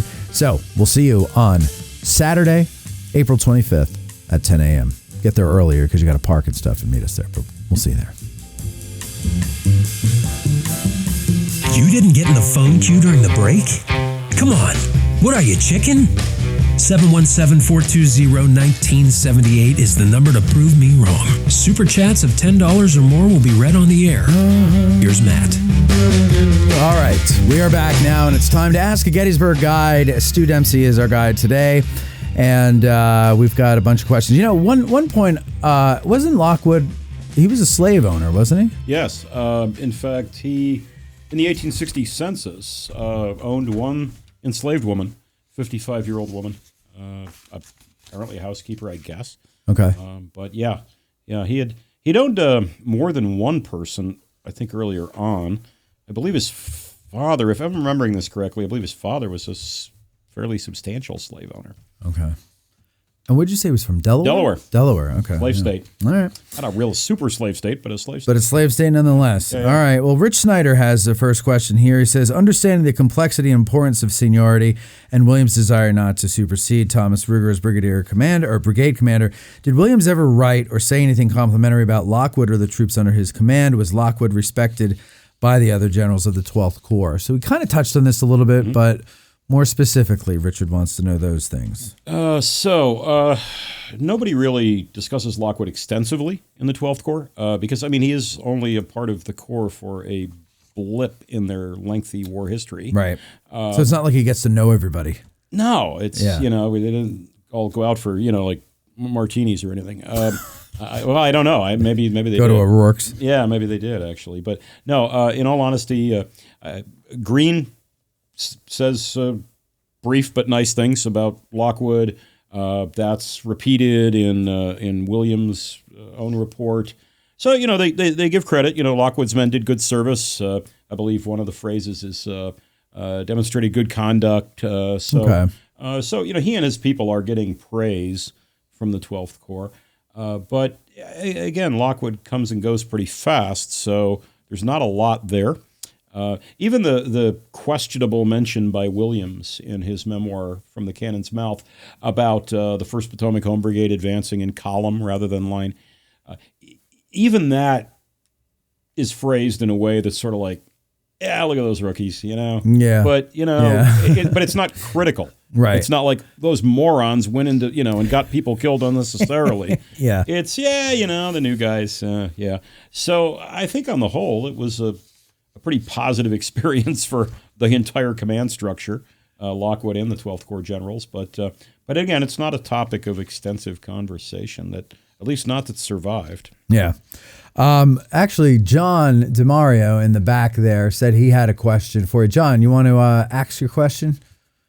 Go. Yeah, sure. This kind of goes along with the same theme that you just touched on, and I didn't know if maybe there was a little more to it. And first of all, I wanted to say that Little Ground Top is the best damn cup of coffee I've ever had in my life. Thank you very much. Yeah. Thank you very much. You're welcome. Stuart, great show. Appreciate By the way, everything. thanks to John for dinner tonight. Yes. Because he brought extra dinner. I bought. That's another story. Well, so thank you for tomorrow's dinner. Yeah, you're very welcome, Matt. So Stuart, obviously you're a very astute on the German aspect of the skepticism and potential animosity or blatant animosity towards them. With these troops being from Maryland, was there somewhat of an awkward makeup for them? Did they feel like they had to prove their worth or loyalty to the Union? We know Lockwood was a slave owner. James Wallace, Wallace was a big slave owner, the commander of the Eastern Shore Regiment. Yeah. Yeah, and he resigned in December of '63 because the arming of black troops, if that's correct. Yes, he resigned in protest over that. Yeah. So if you could just kind of touch on maybe the dynamic of a slave state, Maryland fighting with this Army of the Potomac, and was there any dynamic that made it a little awkward for them? So not that I've ever run into. Again, one of the problems we have with both the Maryland regiments and the Gettysburg campaign is they don't leave us with a wealth of sources. Basically for the Eastern Shore Regiment, you've got two, John Shane and James Wallace, and for the Potomac Home Brigade, you've got two, Malsby's battle report and one other officer's post-war account in the National Tribune newspaper. But there's not a lot to work with there. I would say this much. I would think that since all of these men are volunteers, that maybe that in itself is a pretty good expression of your loyalty. I volunteered to serve my country. I didn't go south. I didn't sit it out. So, that alone is I'm doing my duty, right? My country called and I answered my country. And so I don't think there's a sense of having to prove anything. There was already a Maryland regiment in the 12th Corps, the 3rd Maryland Infantry, had been in the 12th Corps for a while, and had performed well. And although they don't see a ton of action at Gettysburg, their brigade doesn't. What they did see was perfectly honorable service. So I guess the short answer is no, I really don't think, I don't get any sense that these men feel like, we're coming from this border state that maybe is a little bit iffy. I think these men probably felt themselves to be true patriots, and again, their enlistment alone, and the fact that they didn't desert or anything else, suggests that they're loyal. I don't know if that answered your question particularly, but it's about all I got. All right, got a thumbs up. That sounds good to me. Okay. Nathan Long, he wants to know: did the 1st Potomac Home Brigade fight Confederate Marylanders? Yeah, that has, and that's certainly been a story for a really long time. Maryland v. Maryland on Culp's Hill. It's not really so clear when you start to look at the limited evidence that we have. Wallace, Colonel Wallace of the Eastern Shore Regiment, he discusses a little bit about, we learned that we were fighting the 1st Confederate Maryland unit, and he also describes burying some of the dead of the Confederate 1st Maryland. I believe Stu, pull that mic closer to you. Oh, I'm sorry. That's okay. I'm sorry. Right. There's a mention that the color bearers of the 1st Eastern Shore and the 1st Maryland Confederate were cousins. Oh, yeah. Apparently. Yeah. There's that story anyway. There's at least one officer of the Eastern Shore Regiment that resigned early in the war and went south to join Confederate ranks. So there's a little bit of that. But in terms of actually firing volleys at one another on Culp's Hill, maybe. Okay. Given, again, it's a really crowded, small area with both Union and Confederate troops, where we've got a pretty good sense for where the 1st Maryland Confederate Battalion was at various times on the 3rd, and they don't move around a lot. They're pretty static until they take part in the final attack by George Stuart's brigade.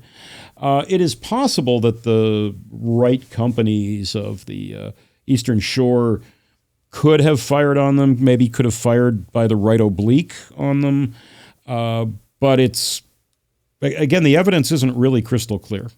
Kind of all depends. Was the 1st Eastern Shore in the breastworks at the moment when the 1st Maryland Confederate launched their attack? It's one of those things when you're in a battle of that size and you're in that tight of a space, you don't know. No. I mean, you don't care. It's all line. No, you don't care. It's the enemy who's trying to kill you, so you're going to waste him first. And I think a lot of it is. Gee, are those our brothers over there? Yeah, could that have been Billy Bob's third cousin? Yeah, exactly. I think it's part of our fault of loving maps so much. Yeah. Or games where it's like, okay, these guys are against these guys. Well, and we have to have everything neat in our minds This for us to make fought sense. This regiment. It's like, no, these 3 regiments fought another blob, and they didn't care where they were from. Right. They're just firing what's in front of them. Doesn't matter if they're mixed regiments or companies or where they're from or who they are. Yep. And we're hoping.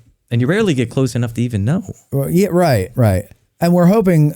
I always wonder this, with the placement of the monuments, and there, you always have to be careful with that because there's a different reason for just about every monument why it is where it is. Yes, some of them are, we know these guys were here. Others are like, well, this was the ground they could purchase at the time to put the monument on, but they were really out there. First day, I'm thinking of like Reynolds Avenue, a lot of those cavalry monuments out there, right? They're all further out where they're fighting. And you look at maps, that's where they are. Yep. But you look at the monument, it's like, oh, they're neatly on this ridge here where this beautiful road is. But no, that's not the way it is. It's even further complicated by the fact that, one great book, Alan Thompson's book, In the Shadow of Round Tops, that just talks about how our memories change. Yeah, absolutely. 10, 20, 30 years, these veterans are saying, we fought against that Maryland. And it's not that they're lying. They just have no idea. This is not apples to apples. I understand this. But my buddies and I got paintball guns years ago, and we went out in the woods by our house and we broke up into teams, right? And now these woods we grew up going into. I knew every deer trail, like everything. I knew this like the back of my head. I used to draw maps of it, and I knew where everything was, right? It was like 3 against 3. The other 2 guys on my team, the other 2 guys on the other team were out. It was down to me and this one other kid. And we're like, he's after me. And I run up this hill and there's a tree that had fallen down, right? So I'm like, I'm hiding behind this bastard, right? Well, I get behind the tree, right? And I didn't know how close he was on my tail or whatever, but he was able to get somewhere where I couldn't see him. But every time I tried to like pick my head up, it's right? And finally, I'm like, I'm just going to get up there. And so I go to do it and boom. And I thought the bastard had hit me, thrown a rock at me because it hit so hard on my upper lip. And I feel my upper lip and it's numb, but there's all this goo. And I'm like, oh my God, he did throw a rock at me and I'm busted up. And I'm like, you mother, I'm like yelling at him and everything. And then I look and it's blue and I realize it's the paintball. And I was like, damn, that hurt. And I remember trying like a couple of weeks later to go back and see like evidence of our fighting, like with, the paint on the trees or whatever. I could not find that fallen tree because to me at the time in my memory 2 weeks ago, it was the only fallen tree there. Right. But when I go back, I'm like, well, there's like 6 fallen trees here and they all look the same size. And I knew where it was. And you knew the woods really well. I knew the woods very well. In the middle of nowhere. No, and that's always my point with, and I'm not saying nothing is marked correctly on the battlefield or anything. And I know it's not one person's word you're going off of, right? It's all the common denominator. Well, then, okay, everybody says this, that, it must be this, right? It's an investigation. But the Battle of Gettysburg was not their only battle, most of these people.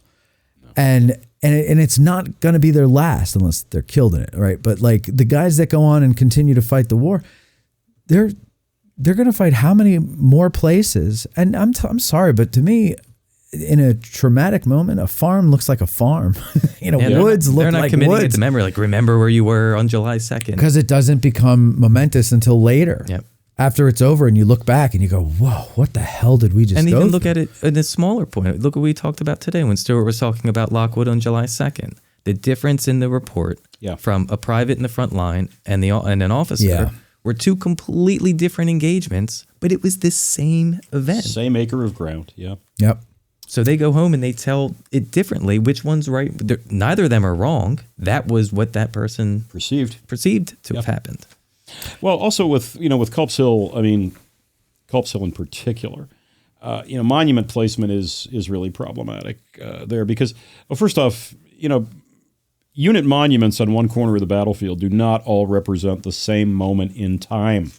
So when you're driving up, the lower summit and you're passing all the monuments on your right to McDougall's Brigade, so 123rd New York, 5th Connecticut, 3rd Maryland, 46th Pennsylvania. Those guys are not where their monuments are on July 3rd when the bullets are flying.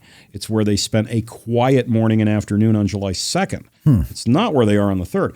And then with the constant on the upper summit on the morning of July 3rd, the constant relief of units, the constant shuttling of units in and out of the works, you're not always going back to the same section of works. I firmly believe at least the 150th New York and possibly the Eastern Shore Regiment both have occupied different sections of the line at different points in the morning's fighting. They were sent in where they were needed. Yeah. Okay. The 102nd New York's out of ammo, so that's where you're going. And then a little later, it's the 29th Ohio's running out of ammunition. Right. That's where we're sending you. Yeah. So you can't really rely on that. And then I think the other ingredient we sometimes forget, we know intellectually that 19th century battlefields are extremely smoky environments, but we don't always translate that when we're out on the battlefield today. Right. What can I see right now on a lovely April day versus what can I see after 200,000 rounds have been expended in the course of a morning? Go on a foggy day. That's what you should do, is go on a foggy day. Yeah, right? or maybe blind drunk or something. I don't know. Or both. Stuart and I were talking about the Potomac Home Brigade Regiment and maybe the 20th Connecticut. How do those two collide? How do they go one in front of the other? Because if you stand up on Baltimore Pike today, let's say those houses weren't there, you could see that's a problem. Yeah. Mm-hmm. But if there's an artillery bombardment, like Stuart pointed out in the morning, and that smoke is settling in that low ground, that cut there, where the creek goes through. Yeah. You're not going to see anything. No. The long story, let's make it short. It's our best guess. We're making best guesses. It is what it comes down to. Yeah, educated guesses. Yeah. Right. Yeah. Stephen Lunsford writes, according to an anecdote from Charles Benton in his book, As Seen from the Ranks, he shares that when excited, General Lockwood was known to stammer. But while under fire, quote, he was never excited and never stammered.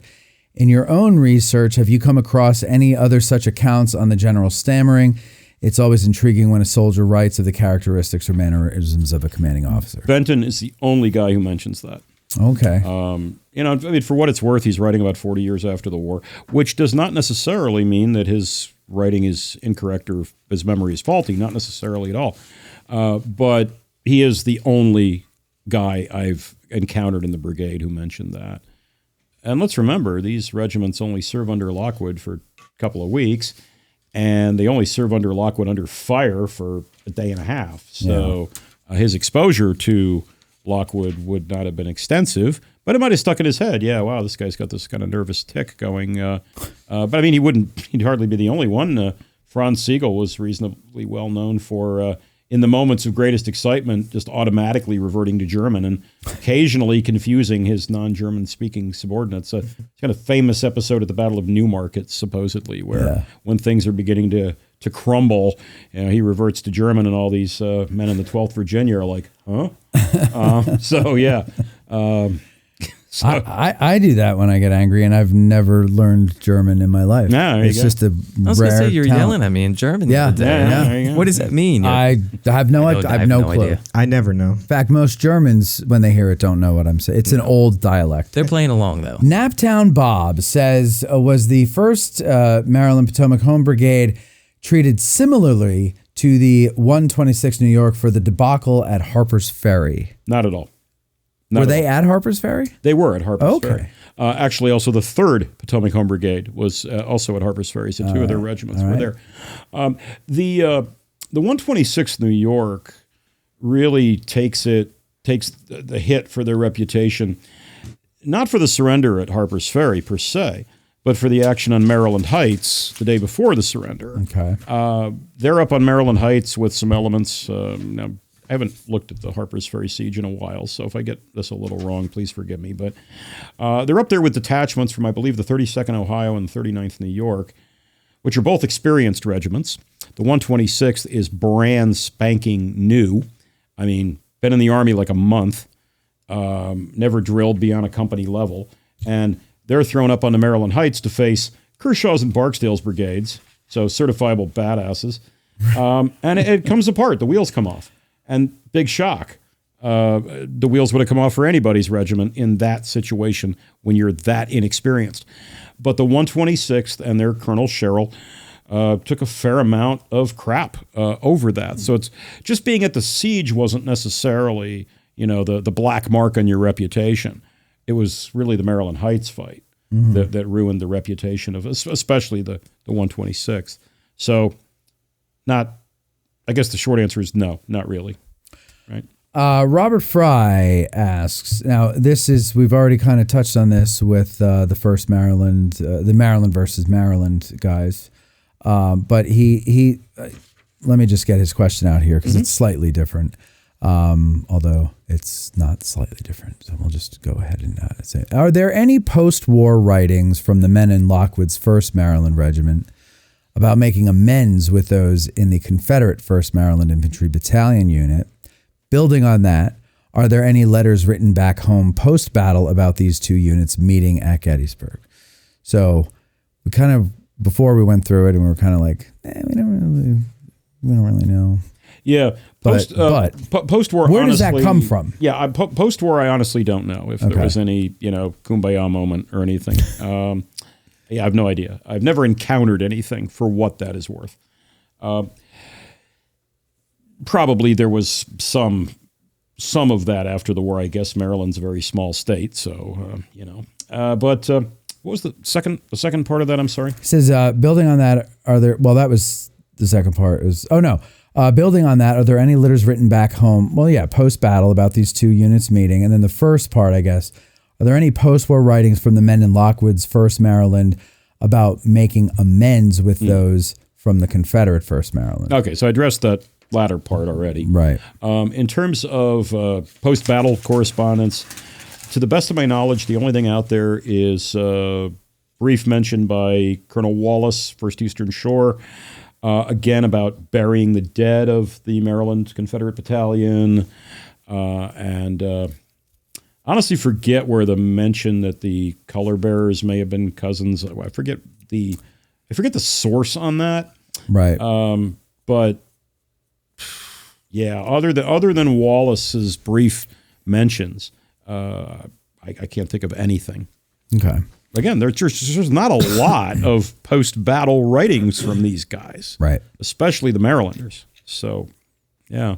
I would think it would have been a little more momentous to them, but I guess they're post-Gettysburg. Well, the Maryland guys, they're kind of at home, but the New York guys, I mean, I would imagine Gettysburg's kind of like the start of their story. Well, it is, and they're the only people who write fairly extensively about it. We've got a number of writings by Captain Cogswell that appear, I believe it's in the Regimental History and also in the National Tribune, the veterans paper. Benson writes his memoir about his service. But, again, the New Yorkers, yes, the Marylanders, not so much, even though, like I said before, Gettysburg is their only big battle of the war. I mean, it's their bright, shining moment in an otherwise fairly mundane Civil War service. Yeah. It's a lot of guard duty and a lot of patrolling and maybe an occasional skirmish. And I think they stayed in the Army and were active. I think you would have gotten a lot more. That's I quite think it comes down to the request of people wanting to, especially newspapers. A lot of that stuff, people write the newspapers or ask people for their accounts. Yeah. Like a great example, and not an exact match, but like the 26th Emergency Regiment. Yeah. A few guys write stuff, but if it wasn't for Pennypacker really recording everything and then eventually becoming, governor, probably wouldn't know as much about them either. So it's about, they were in and then they were out. I think a lot of those guys just went back to their lives, and compared to those other regiments, what did they have to say that people wanted to hear about? I mean, I know that sounds kind of unfair to them, but most people wanted to read about the regiments that did so much. Yeah. Sure. Fought in all the big battles. Yeah. Yeah. Looks like we have a phone call from down under. Hello, Grant. How are you? Takes a while to get. Hello, Matthew. How you going? There you are, Grant. Good to hear from you. How have you been? Very well. And how are you, sir? I'm doing just dandy. Thank you very much. Grant, what is the question you have for our guest, licensed battlefield guide, Stuart Dempsey?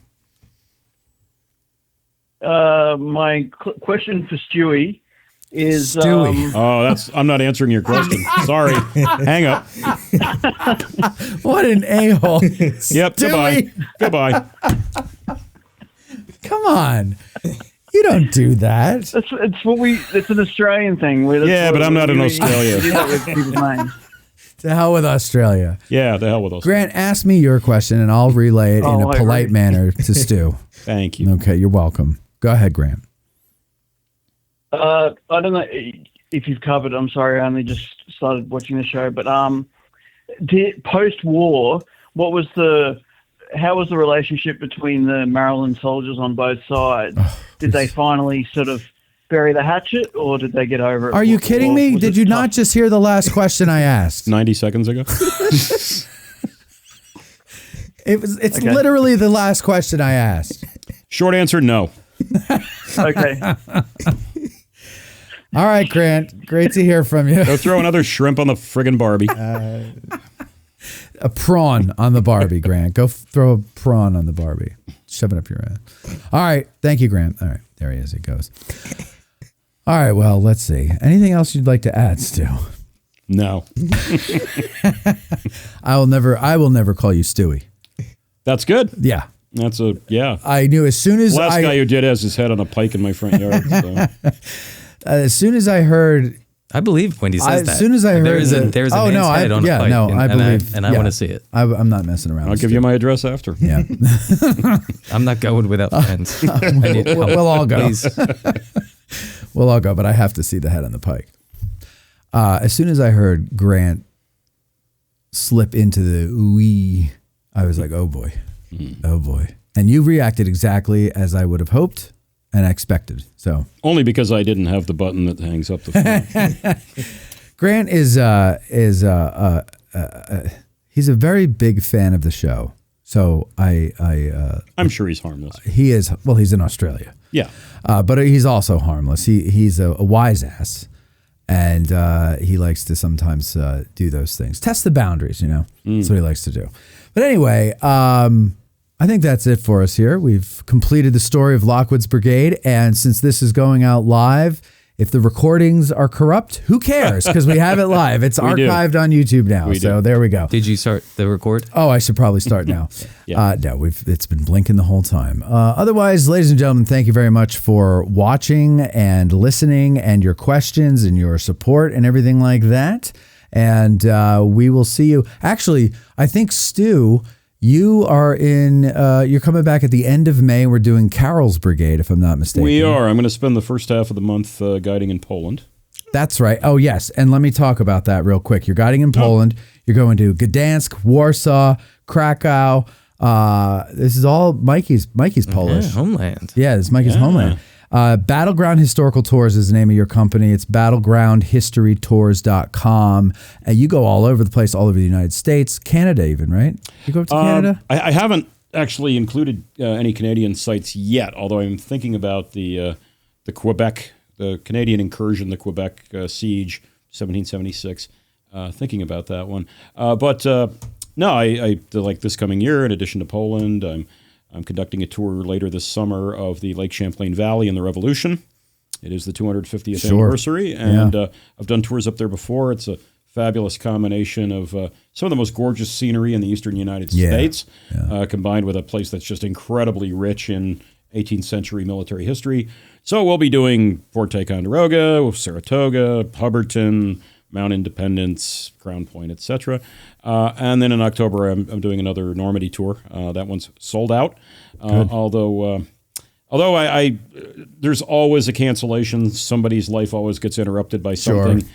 So if anybody might be interested in a tour of Normandy in the first part of October, you can drop me a line via my website, and I'd be happy to put you on a contacts list if somebody does cancel. How do you stuff all that information in your head? Did you always have like a steel trap mind, or? Well, I did up until about, a few years ago. Seems to be more like an aluminum trap mind now. Verging on it's like a colander. More the colander. But no, I don't know. It's just I've been at the military history thing for a really, really long time. So how long have you been a guide? 23 years. 23 years. What did you do before that? Oh, did a few things. The common denominator being I pretty much hated them all. I was an insurance claims adjuster for several years. Okay. Just dreadful job, as anyone who has ever done that job knows. It's just bags full of stress. One day they came in and said, we're closing the regional office. And I said, yeah, and I left. That was it. Seriously. You were relieved. Gone, just gone. Yeah. And you know what? Within 2 weeks, the chronic migraines didn't happen anymore. So isn't that amazing what stress does to the body? Amazing. Yeah. Prior to that, I was a manager at a hotel here in town for a while, back in the Which early hotel? 90s. Well, it's had about 9 names now, but it was the Comfort Inn when it opened in 1990, out there in York Street by the Days Inn. Yeah. Okay, now it's been, I don't know how many others since. But know when that. they first opened, I was the manager there for a while. That's cool. So I've done some different crap, most of which was not very rewarding, but this is much more rewarding. Yeah, because you get to be on this show. That's why. Oh, that's really the main reason. I mean, I know 23 years ago I was thinking, well, maybe there'll be this thing called a podcast in the future. Right. Maybe I'll get to go on something that hasn't been invented yet. Yeah. And then I'll spend 3 hours of my day, and you won't even record it, and then I'll come back and do it again. That's right, because I am a certifiable idiot. Yeah. No. Well, I appreciate you coming and doing that. And again, that's battlegroundhistorytours.com. And you can go and sign up for tours there, apparently all over the world. Next year is going to be Battle of the Bulge. Nice. And also going to do it's a great battles theme, which will include Waterloo, Ypres for the First World War, Wipers if you prefer, and Operation Market Garden. Oh, cool. So we're going to do all 3 of those in about a 9-day span. Wow. And you do these all, like, you don't have other guides with you or something? On some topics I do. Okay. For example, First World War, I'm functional at First World War, but I would not be able to guide a First World War battlefield to my own standards. Do you know Ian Isherwood at the college? He took Pete Carmichael's place. I know who he is. I don't know him. He's a World War I guy. You should. But I have a gentleman who lives over there half a year, an English fellow who I've been using for years, and he's terrific and always gets really good reviews. So, and for Operation Market Garden, I'll be using a Dutch guide that I've worked with in the past. So I don't do 100% my own guiding. I do a lot of it, but I don't do all of it. I know the topics that I am limited on, and I know the standard, the quality of guiding I want. So a lot of times that means getting somebody who's more of a specialist than I am in an area. I've always believed that knowing your limits is the key to success. It is. And not being ashamed. As Dirty Harry said, man's got to know his limitations. Yeah. And there's no shame in getting somebody who's better than you at something to come along and be a part of it. That's why I have Mikey here. I was just going to say, that's why I'm here. I mean it. You were going to do it as a joke, but I mean it. Oh, that's nice of you. Stu, thank you very much for coming out. You're welcome. Mike, thank you very much. It's good to have you back. Welcome back. You did a great job tonight. And Tad, thank you back there. John, thanks again. And the Colonel, I guess, went to bed, but that's it there. Thank you, everybody, for watching, and we'll talk to you next time. Addressing Gettysburg's Ask a Gettysburg Guide is produced by Matt Callery, Mikey B. Bariski, and Tad Scase. Hosted by Matt Callery, featuring Mikey B. and Court Nicker. Engineered by Tad Scase. Guests booked by Dave Bussiere of TR Historical. Broadcasting from and recorded at the Gettysburg Museum of History Studios. Thanks for listening.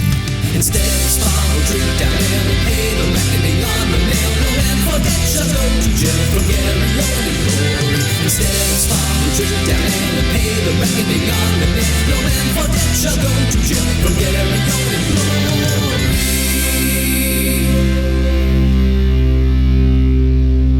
Copyright 2026, Addressing Gettysburg LLC, all rights reserved.